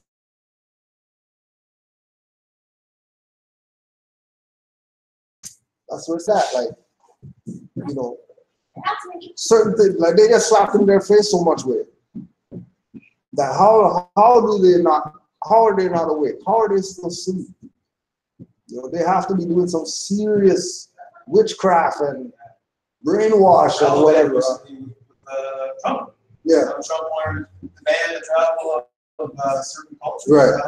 And everybody spoke up. Europeans spoke up. Islamic culture spoke up and used Constitution. Yep. Shut it down. Shut it down. Still down there. Well, they didn't see that. They don't understand that. So Shut there's it something down. going on there, right? Here the man trying to stop it. And he got shut down, but no, we need a driver's license, we need passports. They don't even start to gravitate now. Yeah, Okay, Moore's got something going on here. There's something legitimate here. It's still happening. The proclamations, 2011, 2012, all these proclamations coming out. All these different mayors, governors, whoever, just making proclamations. Recognizing, the Moorish Americans, they could use L and B and whatever like that. Okay, well, what more do you want? These are the same Europeans that you're complaining about. Acknowledging. Never did that for any African, whatever, black, whatever, Negro, whatever, colored, whatever, conscious community, whatever. Never. Never. Just the Moors. You go, any type of movie, TV series, whatever, right? They're dealing with occult sciences, which is Moorish, and they're dealing with history of Moors, right? What's the freaking one there with Escobar that was on Netflix, and they had the Moorish picture on the wall and all that type of stuff.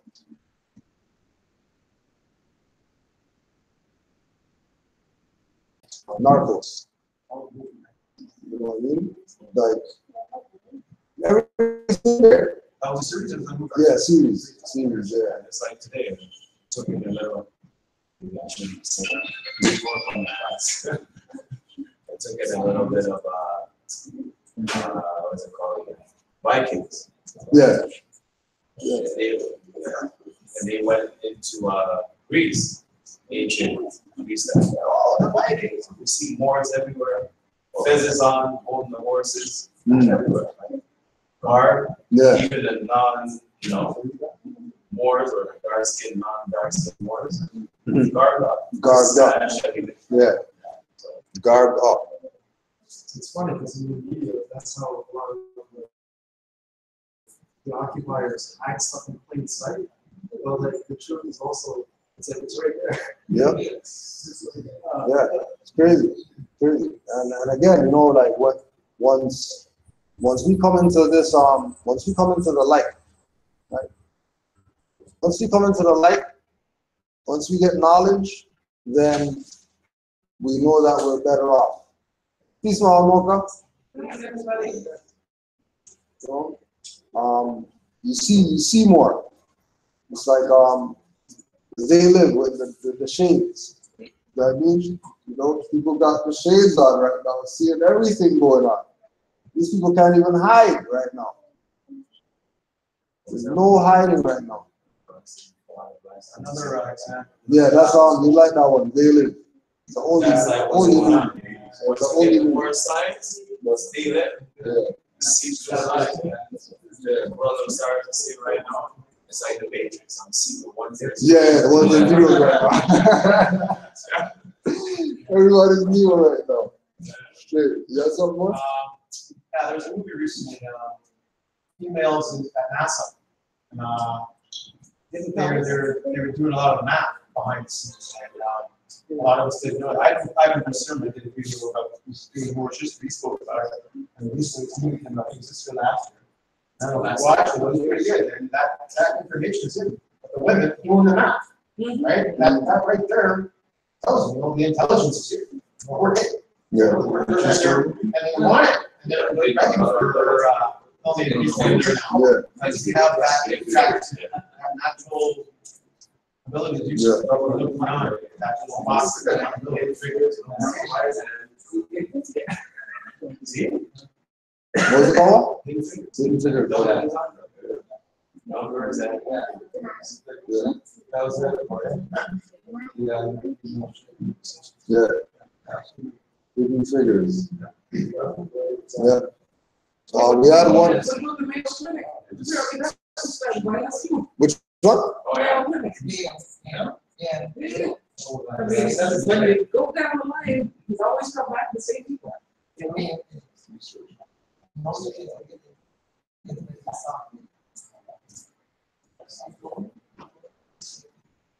Any more questions?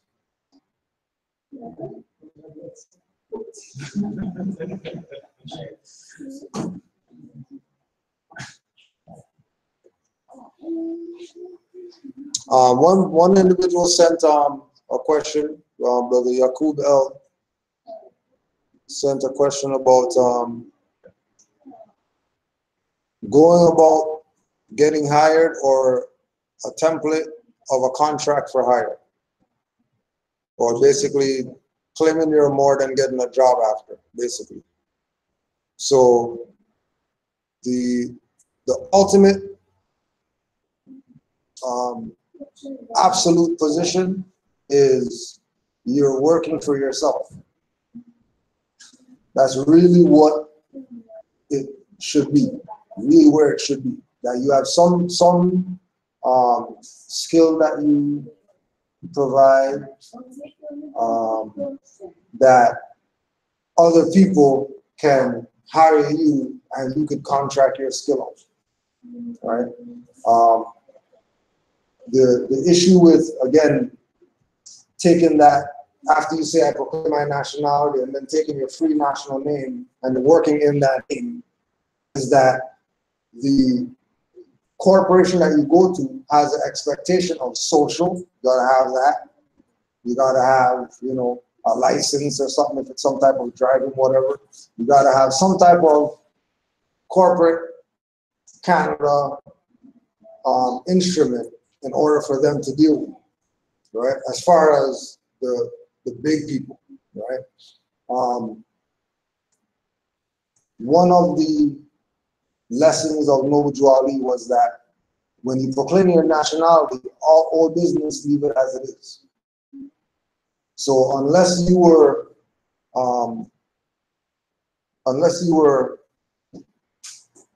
let's just say you were working as the name that you were born with, then you declare your nationality. In this day and time, to go back and say you're going to go and change those things, you're going to have a hard time doing that. Because the democracy game that they've been playing based on our ignorance, or that we've been doing nothing. We've just been side passive, letting this democracy thing do whatever it does. Now we're waking up and we're saying, hey, you know what? You've got to actually do whatever. They're saying, well, where were you 10 years ago? Where were you 5 years ago?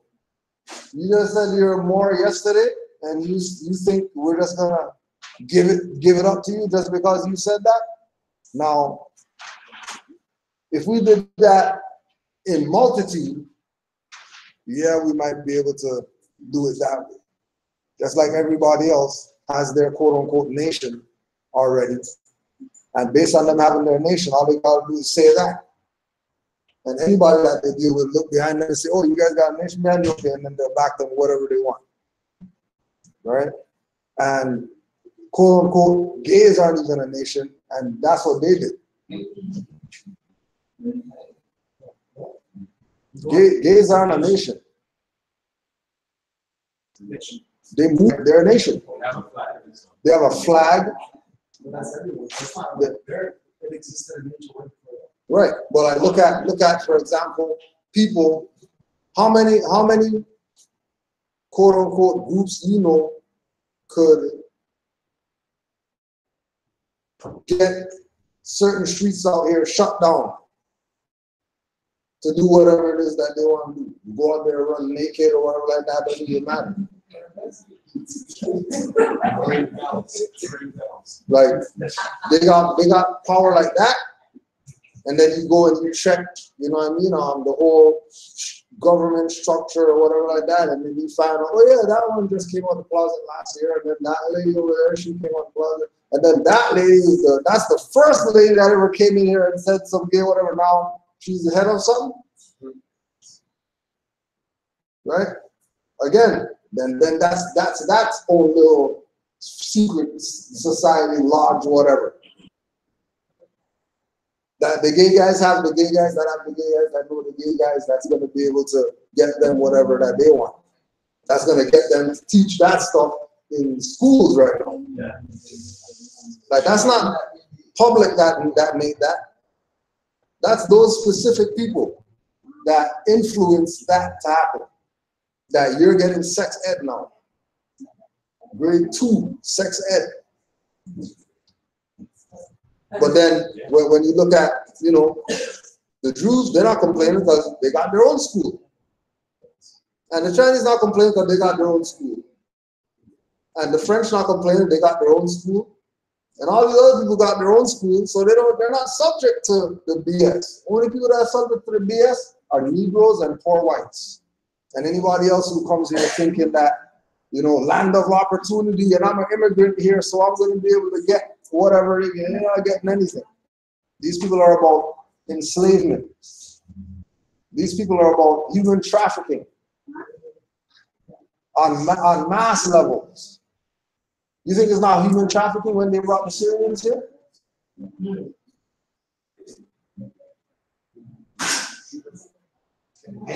Getting paid. Right? Canada's become like Canada's become the reservation, the immigrant reservation. They're calling Cuban today the oil pins. The what? Oil pins? Oil pins. Oil pins? that pipeline. Yeah. That everyone doesn't wash, we just force them through. We call them oil pit. And we just don't dealer up there, right? Yep. Cannabis thing. Yeah. Yeah. Yeah. Well, the flag too, I talked about, somebody said that the gays have a flag. Yes. It's funny, long before the gays got big as they do right now. And, Jesse Jackson had the original coalition way back. Mm. You know what I mean? But they were wearing the colors. The jury, purple was on the front. I think they put it here. It's also this is that's the shop. Yeah. Well, that's what they're unknowingly. Yeah. Whoever designed it, they're not. Yeah. But that's what. Why they get artistic? The yellow scene, which is I think the second scene, opens up in that main scene. And there was the two colors. It's the purple. You just put it instead of being at the top, at the bottom there. But it's also so we repeat sentences, right? Yeah. Because they activate their Right. And then that's that whole. Yeah. It's also subconsciously people will see themselves in that flag. At the bottom, how we're seeing the ones on top also relates to other parts of the side. Right. Yeah. Right, because the energy has to be like, just like they said, they took the occult magic or whatever, made it negative. It's the exact same thing. They take that indigo, put that where the base chakra is, and then now there's no enlightenment. You're limited to, if indigo is on the bottom, then that's where your higher mind is gonna be resonating. That's what they want people to be. That's what because that you can only be. Indigenous, quote unquote, Indians. Yeah. To be at the bottom. To be at the bottom. Yeah, as in means, right? Dark color. Right. I don't use the word Indo-European for that reason. Right. Yeah. That's For the modern European, we think one way, but the actual Indo-European, you never look like, Bell. Right. Yep. And these are the the little things that us putting those things out now crack their stuff that they were trying to put on us. Right? The sorcery gets flipped automatically because we're changing the energy back.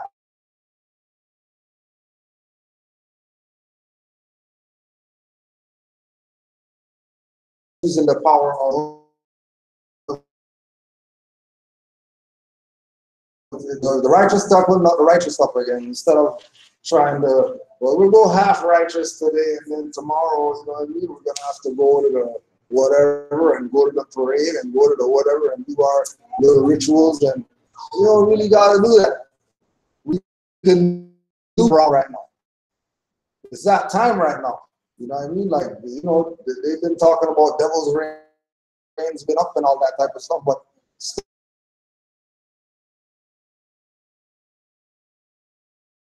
right, but if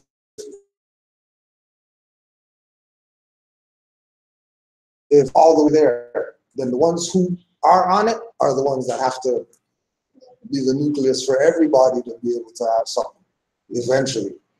Because we already know what we got. You know what I mean? Like more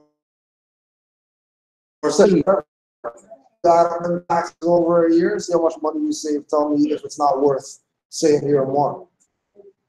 Especially if you're buying J's 500 flat screen and Benzes and all this type of stuff. You buying all that stuff? I know you're paying tax on those stuff. The next tax we're gonna have to start paying is kosher tax. What's that? Kosher tax? Yeah, it's all over the place, man. You have your products, and they're all everything. But the money's going there, right? We're not supposed to be supporting our No way. They have a whole slew of different emblems. Kosher tax. Yeah. That's crazy.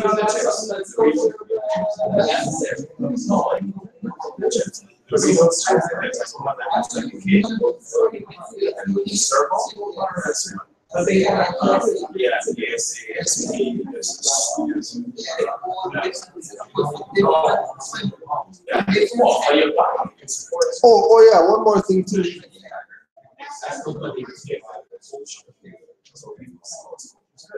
There's one more thing we wanted to put out there. Islam.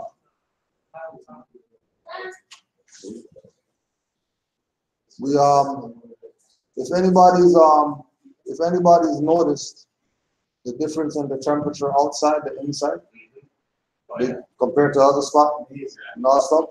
So yeah. Someone just say to her, I would say that, that it's nice and kosher. Yeah. No tax. So we want to give a shout out to Sister Naeem L because it was her donation that got us our AC unit. So we just want to send a shout out to Sister Naeem.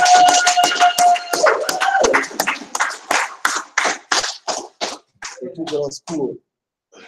All right. Anybody else got any more questions? There was a second question on this email. And we could put this out there for the Morris to answer too. How do you go about when a store or company does not honor the non-tax obligation code?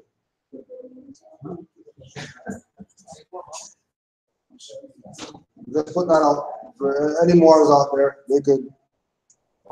The question again: How do you go about when a store or company does not honor the non-tax obligation code? You can call head office customer service, you can ask for a supervisor, respond, explain. I think what I find makes it easy. Instead of saying non-tax, if you say tax exempt, it's a universal language that everyone understands that. Yeah, right? yeah. And once you say that, automatically they know. Right. I went into Party City, and when I said that,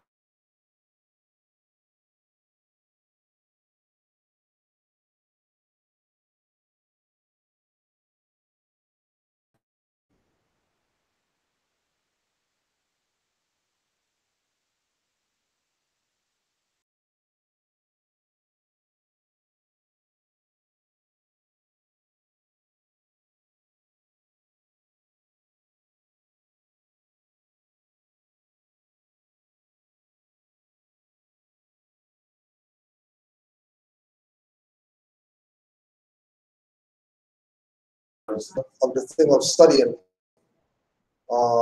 Morris get into info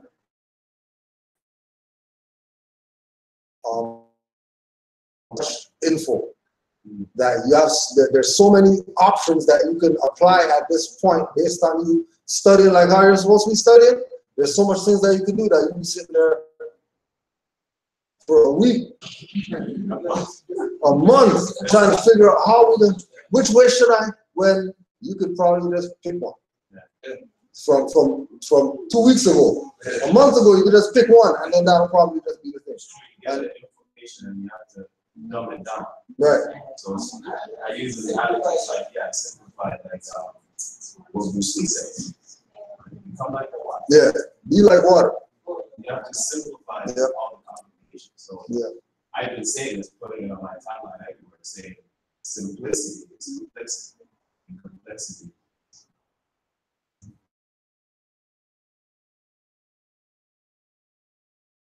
It's complex. Yeah. But we've been taught to always think in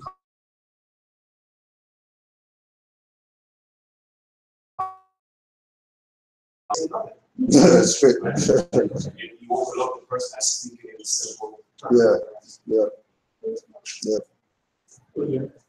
Yeah. Businesses are willing to accommodate you, it's just to go and claim it, right?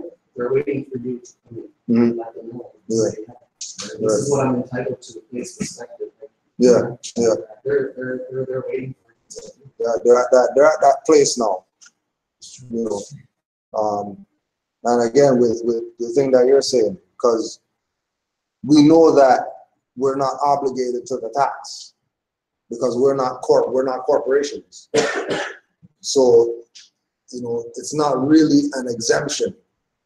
So more is getting in their mind that, well, because I've studied and it's really non-obligation or non-tax obligation, if I say to them tax exempt, then that means, you know, no draw is gonna come down the escalator. You just said that when it's not gonna be that serious. Because you're gonna pick your battles depending on what it is that you're dealing with. You know, just like the Morris said, every time I go tax exempt, no questions. How much times you go? 50 times. So 50-0 record, 50-0. The non-tax obligation more, well, you know what I mean? I'm like 25 and 25 because 25 times I was battling them down and they didn't want to do it, and then I had to go to the. You're welcome. You didn't just say tax exempt. You wouldn't have no problem. Matter of fact, they wouldn't even ask you for the card. They already know what to do when you say tax exempt. I told them it's, like I said, sometimes I'll say, oh, the card is just in the same place. Like you said, Yeah. Right? Or sometimes I'll say, it's not really needed. So just whoever your person, Yeah. there's no need to get upset. Right. Why don't you want to get I'm obligated. Yeah. All you do is just make the matters worse. Right. And when you tell them over and over, I'm entitled. When I find only maybe out of 100, 2 times I've had to say, okay, let's call you supervisor. Mm. Once it gets there, they'll be the ones to say, oh, I don't know, okay, hold on, let me just talk to my boss and call it. Yeah. Once they come, yeah. It's, yeah, you do the same one, just punch it in. Yeah. It's done. And then another thing too is if you happen to, you know, be butting heads with these people about the stuff, you could also say no patronage and go somewhere else. And don't give them your business ever again. And tell everybody that these people are rights violators. So don't shop there. Pick it in front of their stuff. You want to pick it at March or whatever? All right, go to all these stores who've been raping you, making you pay their tax.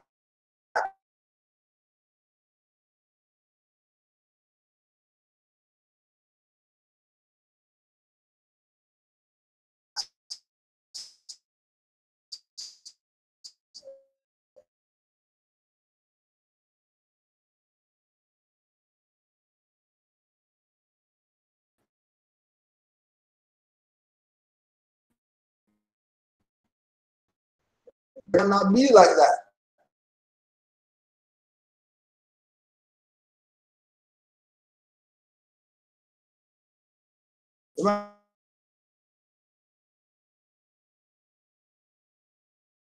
With them, of course, there was even when we look at the whole tax exempt non-obligation, there's even people from other nations. There's Hindustani stores that we go to that they're like, oh yeah, we already know no tax. It's not even a question. They already know. Oh, you guys are.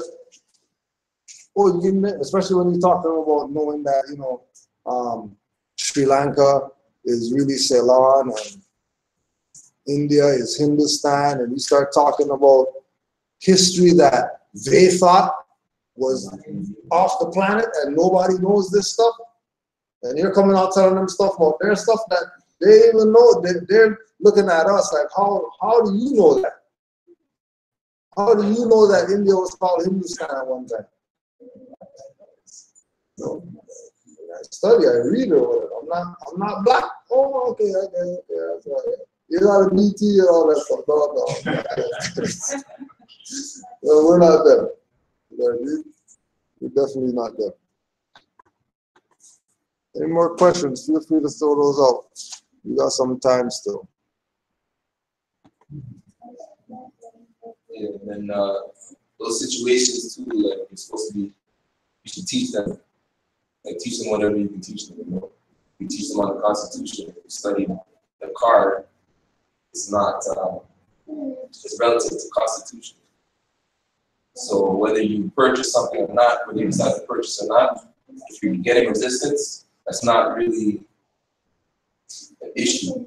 That's really an opportunity for you to teach somebody something about this place, because most likely you're more original to this place than they are. So why would they know more than you? Yeah. Right? And relative to either CRA or IRS, if they don't really know, then they can't really be telling you no. Because if they don't know what the situation is between their corporation and the tax agent, they can't tell you you can't do that, because that has nothing to do with them managing the store and having stock on the shelf and cash registers and all that. That's head office. That's something else. So they're not really supposed to be saying that. So if they do say that, don't even worry about it, but just know that that's a teaching opportunity now. Teach them something and do whatever you do. Keep moving.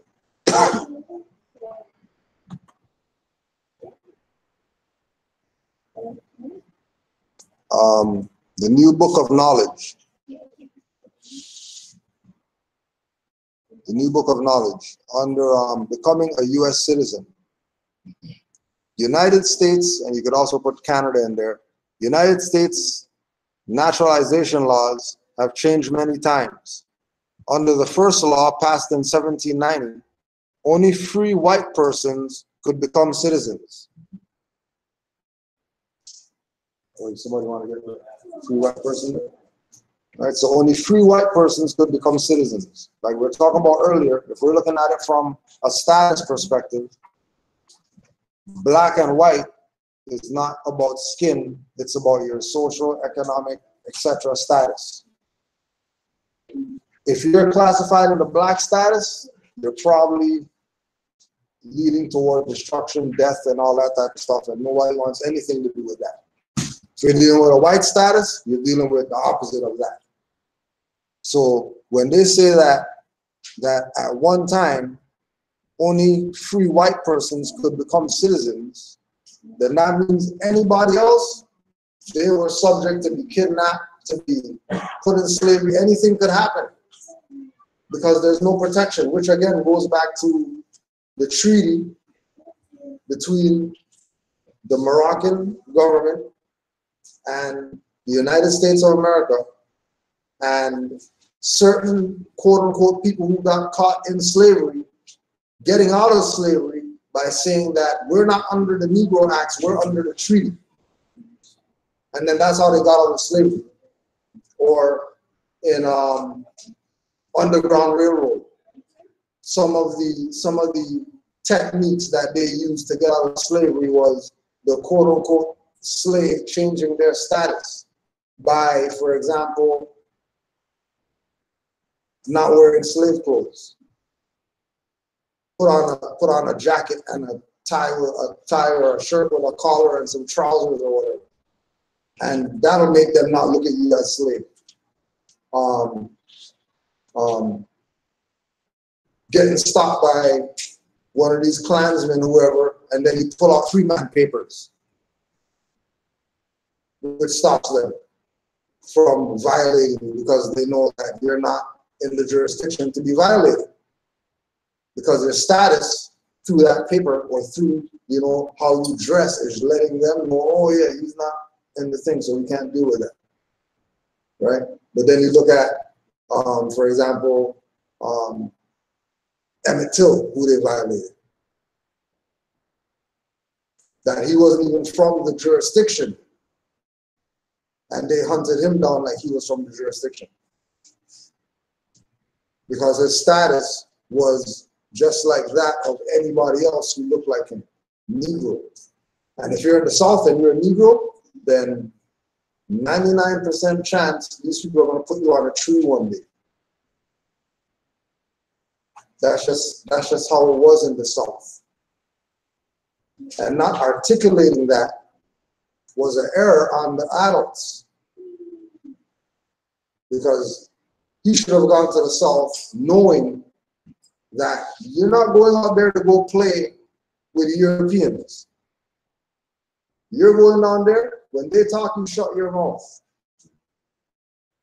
You're not going on there to go try to prove something or be who you are when you're in Chicago. Chicago and South is two totally different worlds during that time.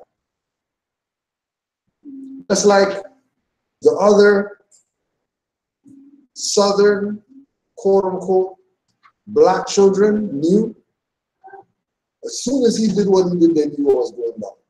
It wasn't even a question. As soon as he did what he did, all of them swallowed their tongue. Because they already know what's up down there. They have a mental track record of uncles, aunts, friends, whatever, that if you're stateless, you don't talk when these people come around. And then there were select few people in all these different quote unquote Black Wall Streets or whatever, that had this status that they couldn't get touched by KKK. They couldn't get bothered. They're gonna go drink from the white fountain.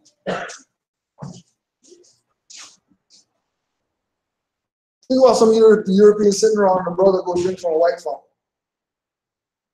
And they can't do anything about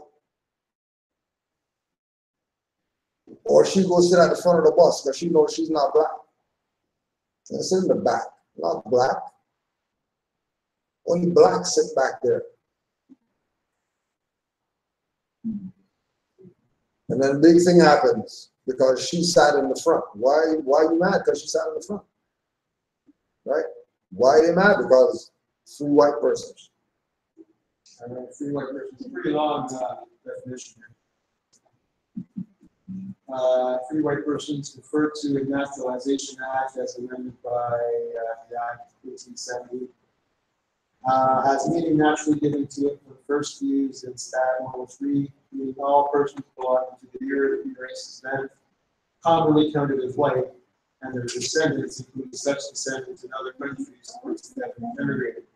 They can now nearly qualify what they mean by European races. It includes all European Jews, more or less intermixed with peoples of Celtic, Scandinavian, Teutonic, Iberian, Latin, Greek, and Slavic descent.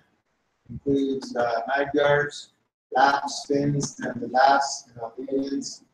It includes the mixed Latin, Celtic, Iberian, and Moorish inhabitants of Spain, both Portugal.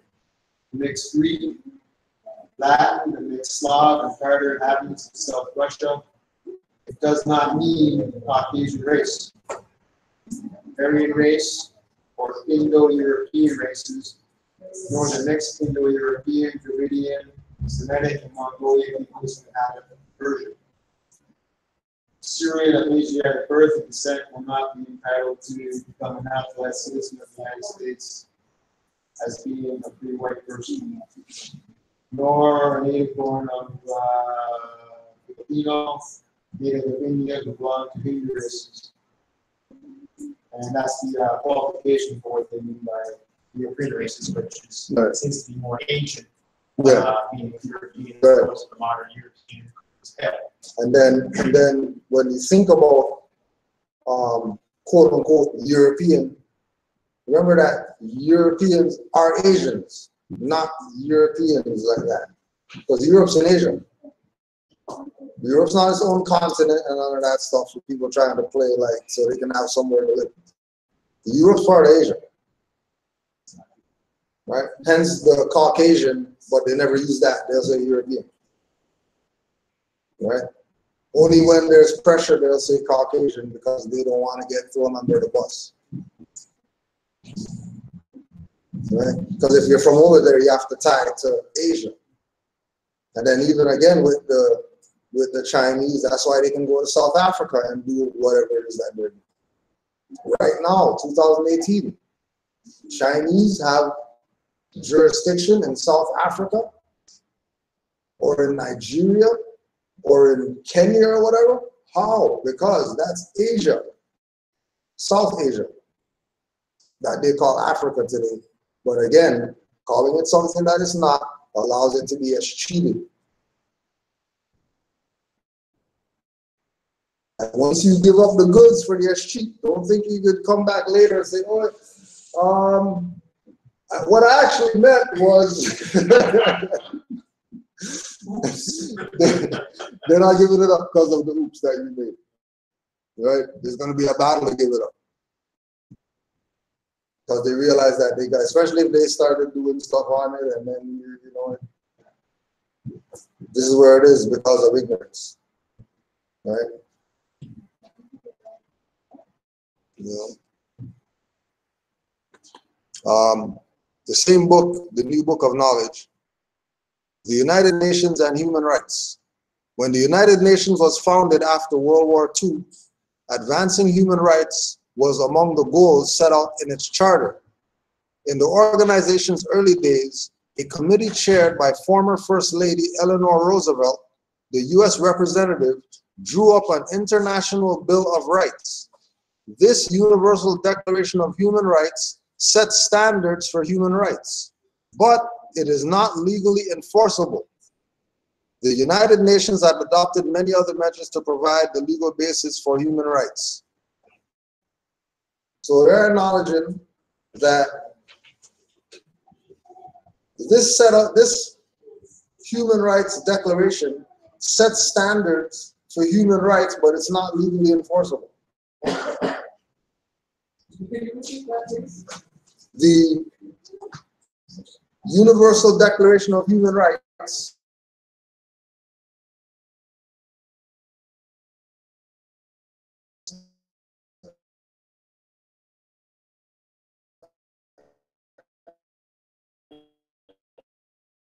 sets standards humans have.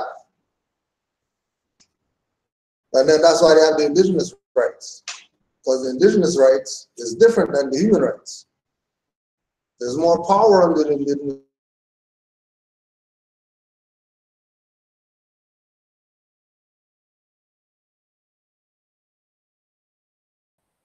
That's why they made the clarification that yes, human rights do exist, but that's not legally enforceable. Not even lawful?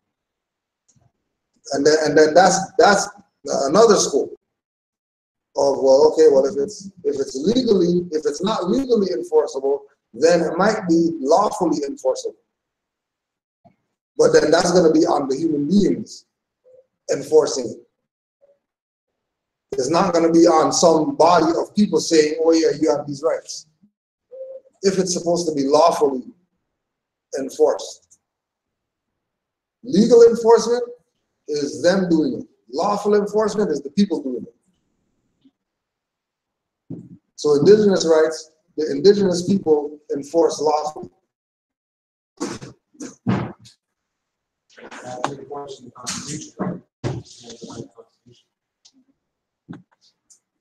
And then what is the Constitution for?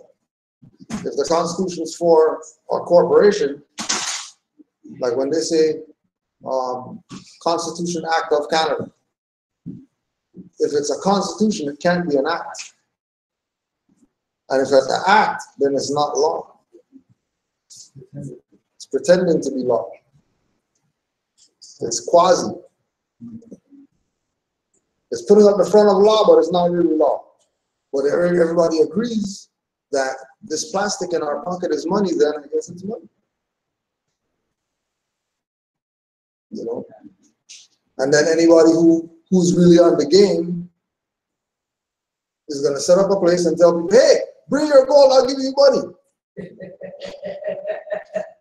And everybody's going to go running to give their gold back, to get plastic. And then want to know how come they lost stuff, they're losing stuff. Every day they have less and less and less because they keep giving up the goods for things that are useless. You know?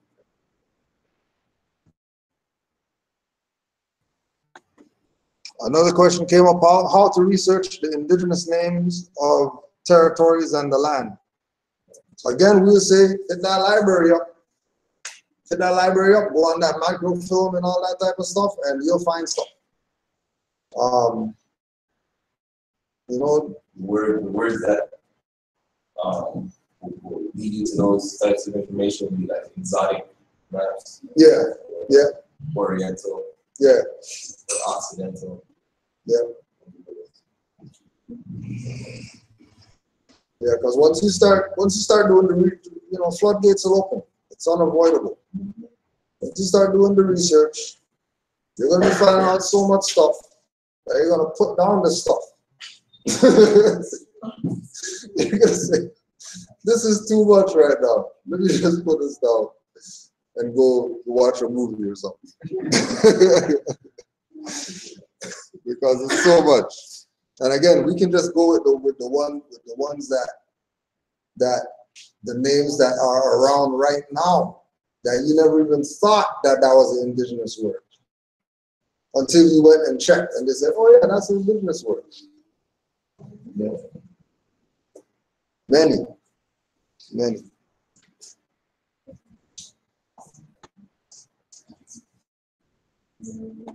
So we'll be here every oh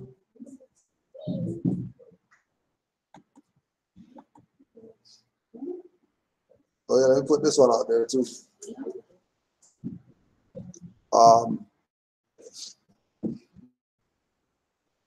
Brother Tavares from Hawaii sent this one. Aloha GS from Hawaii checking in. Last week communicated you offered me to join class and talk about the connection between the Moorish movement and Kanakas, indigenous people of Hawaii. I have a friend who is a recognized leader in the Kanaka community, as well as a professor of Hawaiian studies at the University of Hawaii, Maui. He recently won a court case which gained attention because he challenged the court to conduct his trial in Hawaiian.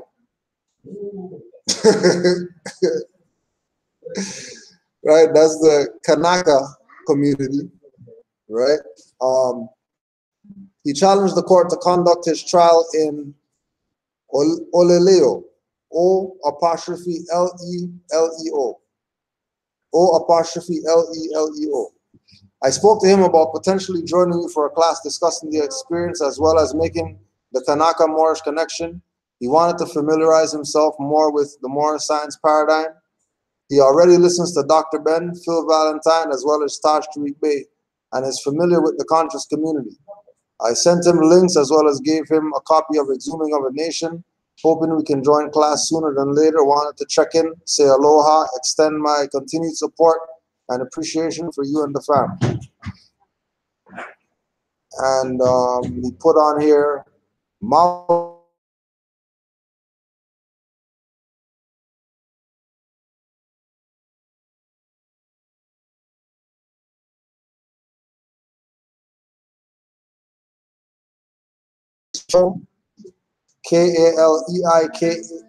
Kaleikoa, sorry, Kaleikoa.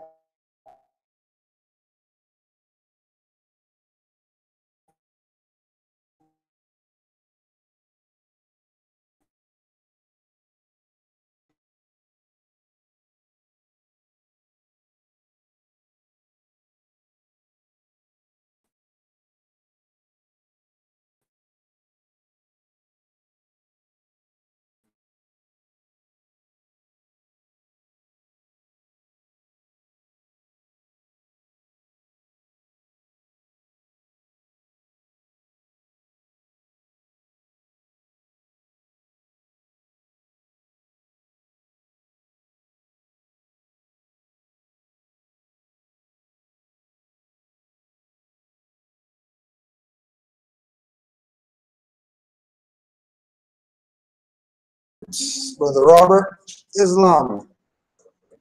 So they are all going to say they are Moors now, right? Christian black nationalists I study and never knew that still existed. A Moor standing next to a Christian black nationalist. I sincerely hope these Moors are letting the keys fly when they build with the asleep. If not, what's the use? So the Moor sent a picture with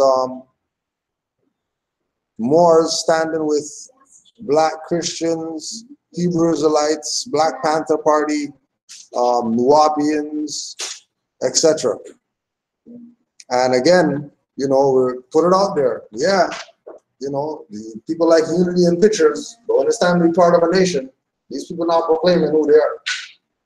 They're staying in the black conscious, whatever. Photo up, they'll be with the Moors in the photo. But when it's time for declare or proclaim your nationality and get out of the dead status, there's a lot of resistance there. You know? So we'll see.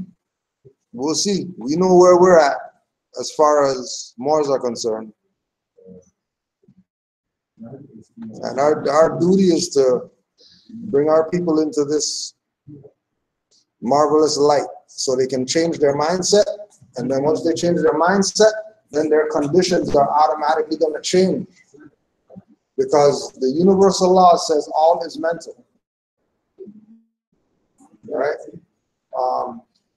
The power of the Psalms say, as a man thinketh, so is he.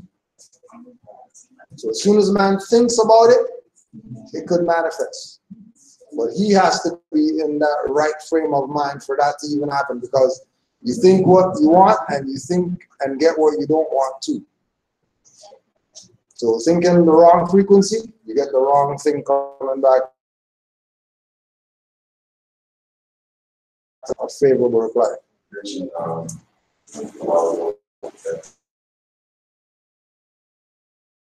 It's less than your business.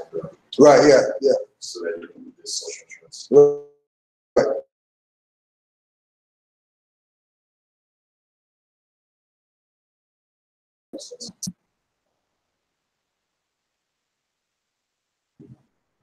Interesting situation, because the majority of the people have already been exercising without that, because the majority of people stuff suspended, expired, or whatever like that, and they're still out here behind the wheel. Yes. So conceptually, it's about having the knowledge. It's not about there's some paper or car go out there without a license and then they don't bother you.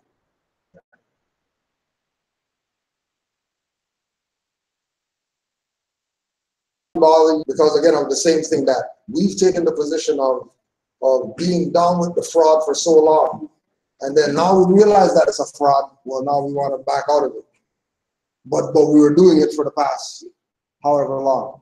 So some things are more long term, right? So that's where we get into making sure that the people, and we have the book in the back as well. Making sure that the people learn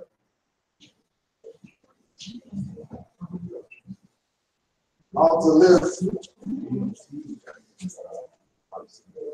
within contracts.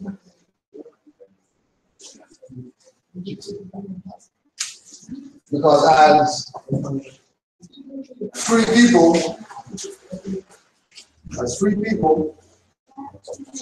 you have the right to contract or not to contract.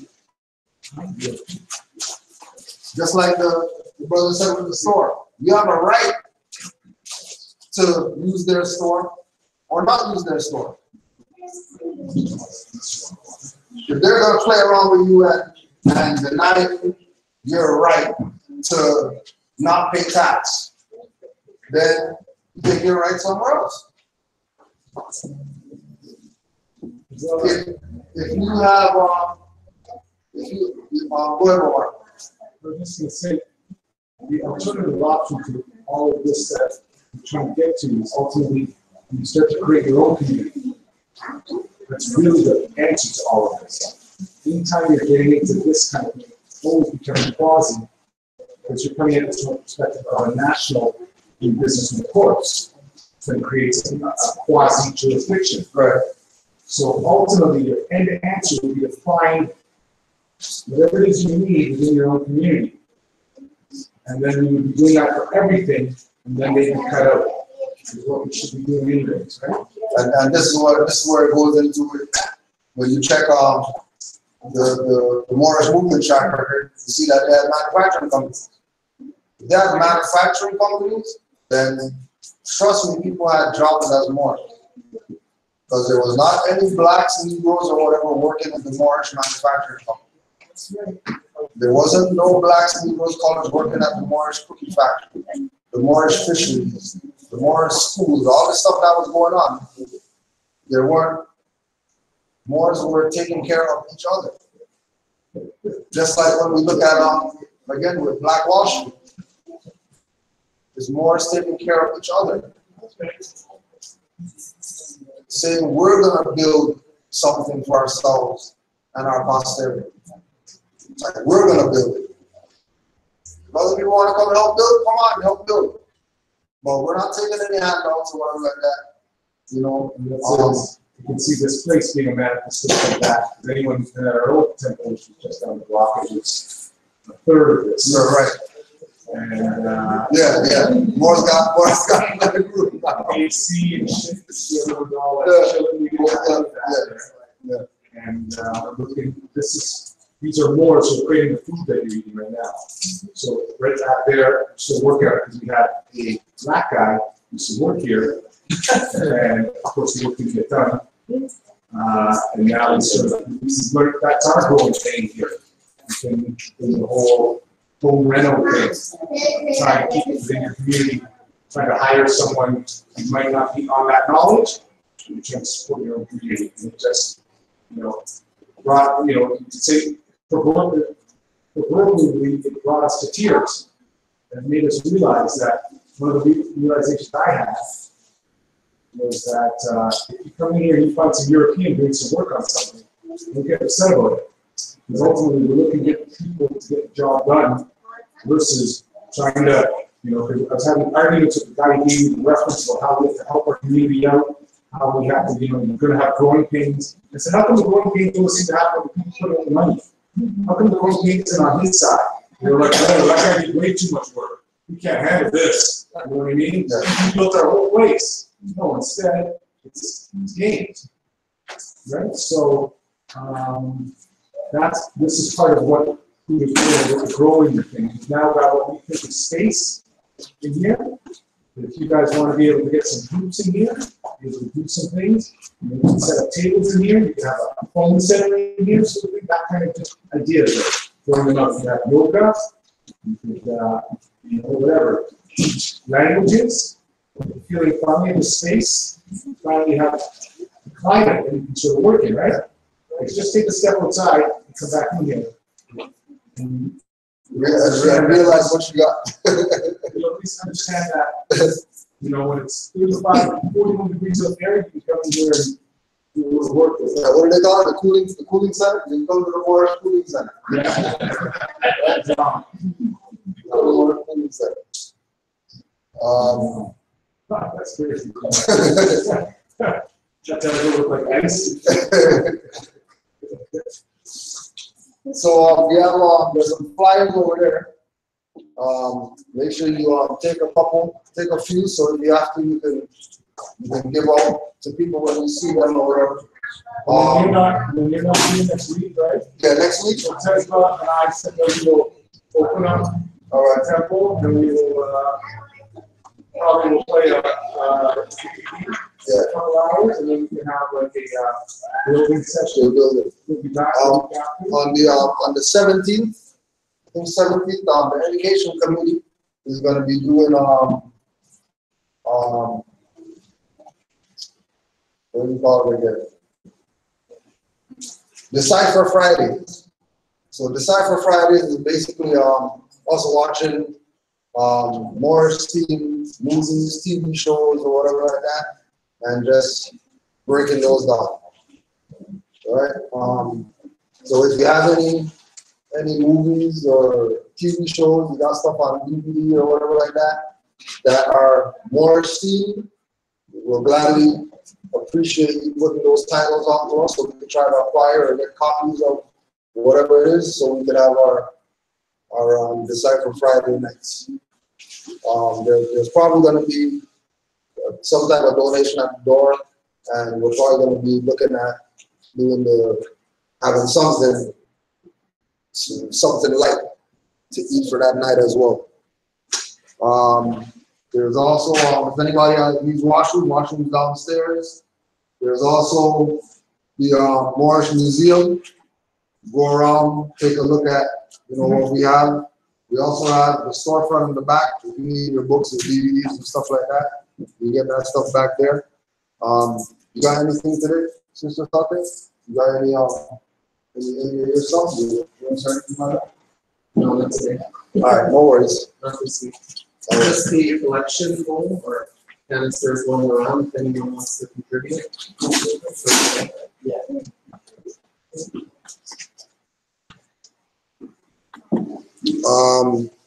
Any other announcements? Besides having donated Montreal, I would say probably mid-October, mid-September, mid-October. And that's maybe going to be an Ottawa, Montreal thing again, because we have a little more than Ottawa. They've got a little study group out there. I'm going out there to get access to the University of Ottawa. We go up there and do lectures up there. And then we're looking at the same fellows that we stopped in the professors. We can get up to Montreal. So that's what we're doing. We'll also be having a North culture called Feminine Appreciation Weekend. That'll be on the autumnal equinox. And that'll entail hopefully some kind of event on the Friday night where sisters can get together, maybe have a so-called sort of wine and cheese, maybe a little bit, I'm thinking on one side. And then on Saturday, we would have a situation where we're probably going to have movie day for the offspring. Offspring can be dropped off at 1 o'clock. I think we'll be looking to try and offer some packages or sort of whatever, facilitate some packages where we're getting some mani-pedi and a massage. And then it will culminate in a dinner. It will culminate in a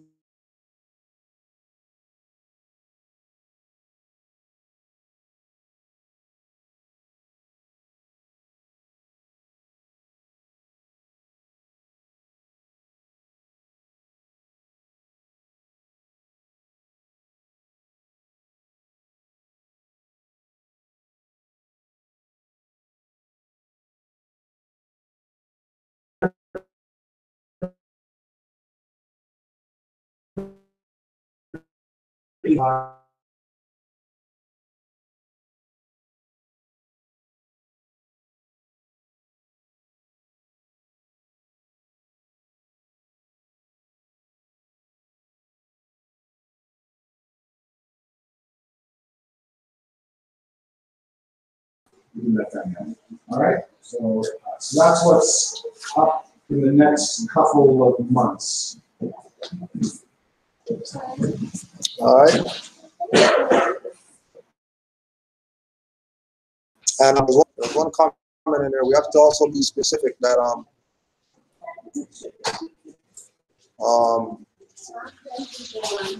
somebody said that these temples are jokes and they don't teach any civics, and that's exactly right.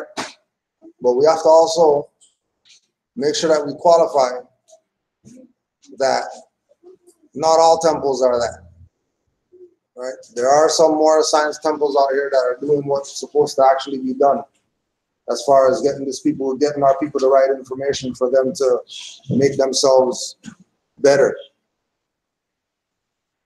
Right? We know this.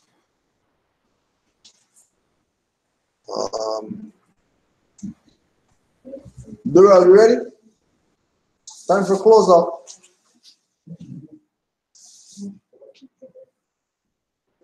So I want to thank everybody for being here. We're just gonna close out and we'll be here for a little bit more. So where you gonna stand for?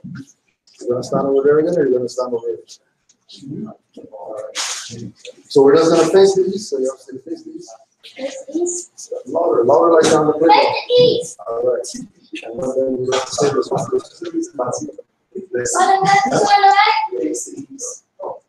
love our neighbors, love our neighbors, follow love, truth, peace, peace, freedom, freedom, and and justice. justice. Is our protector, Allah is my protector, my guide, my guide, and my salvation. and my salvation. By night By night and by day, and by day, through your prophet, through His holy prophet, Noble Ali, Noble Ali, Islam. Islam. Thank you, Brother Durrell.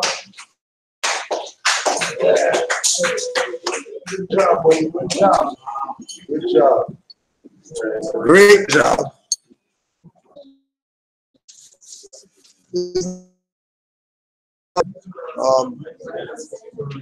In the video, when you'll get the liquor on. Stay tuned for that. Peace and love, Morris. Islam.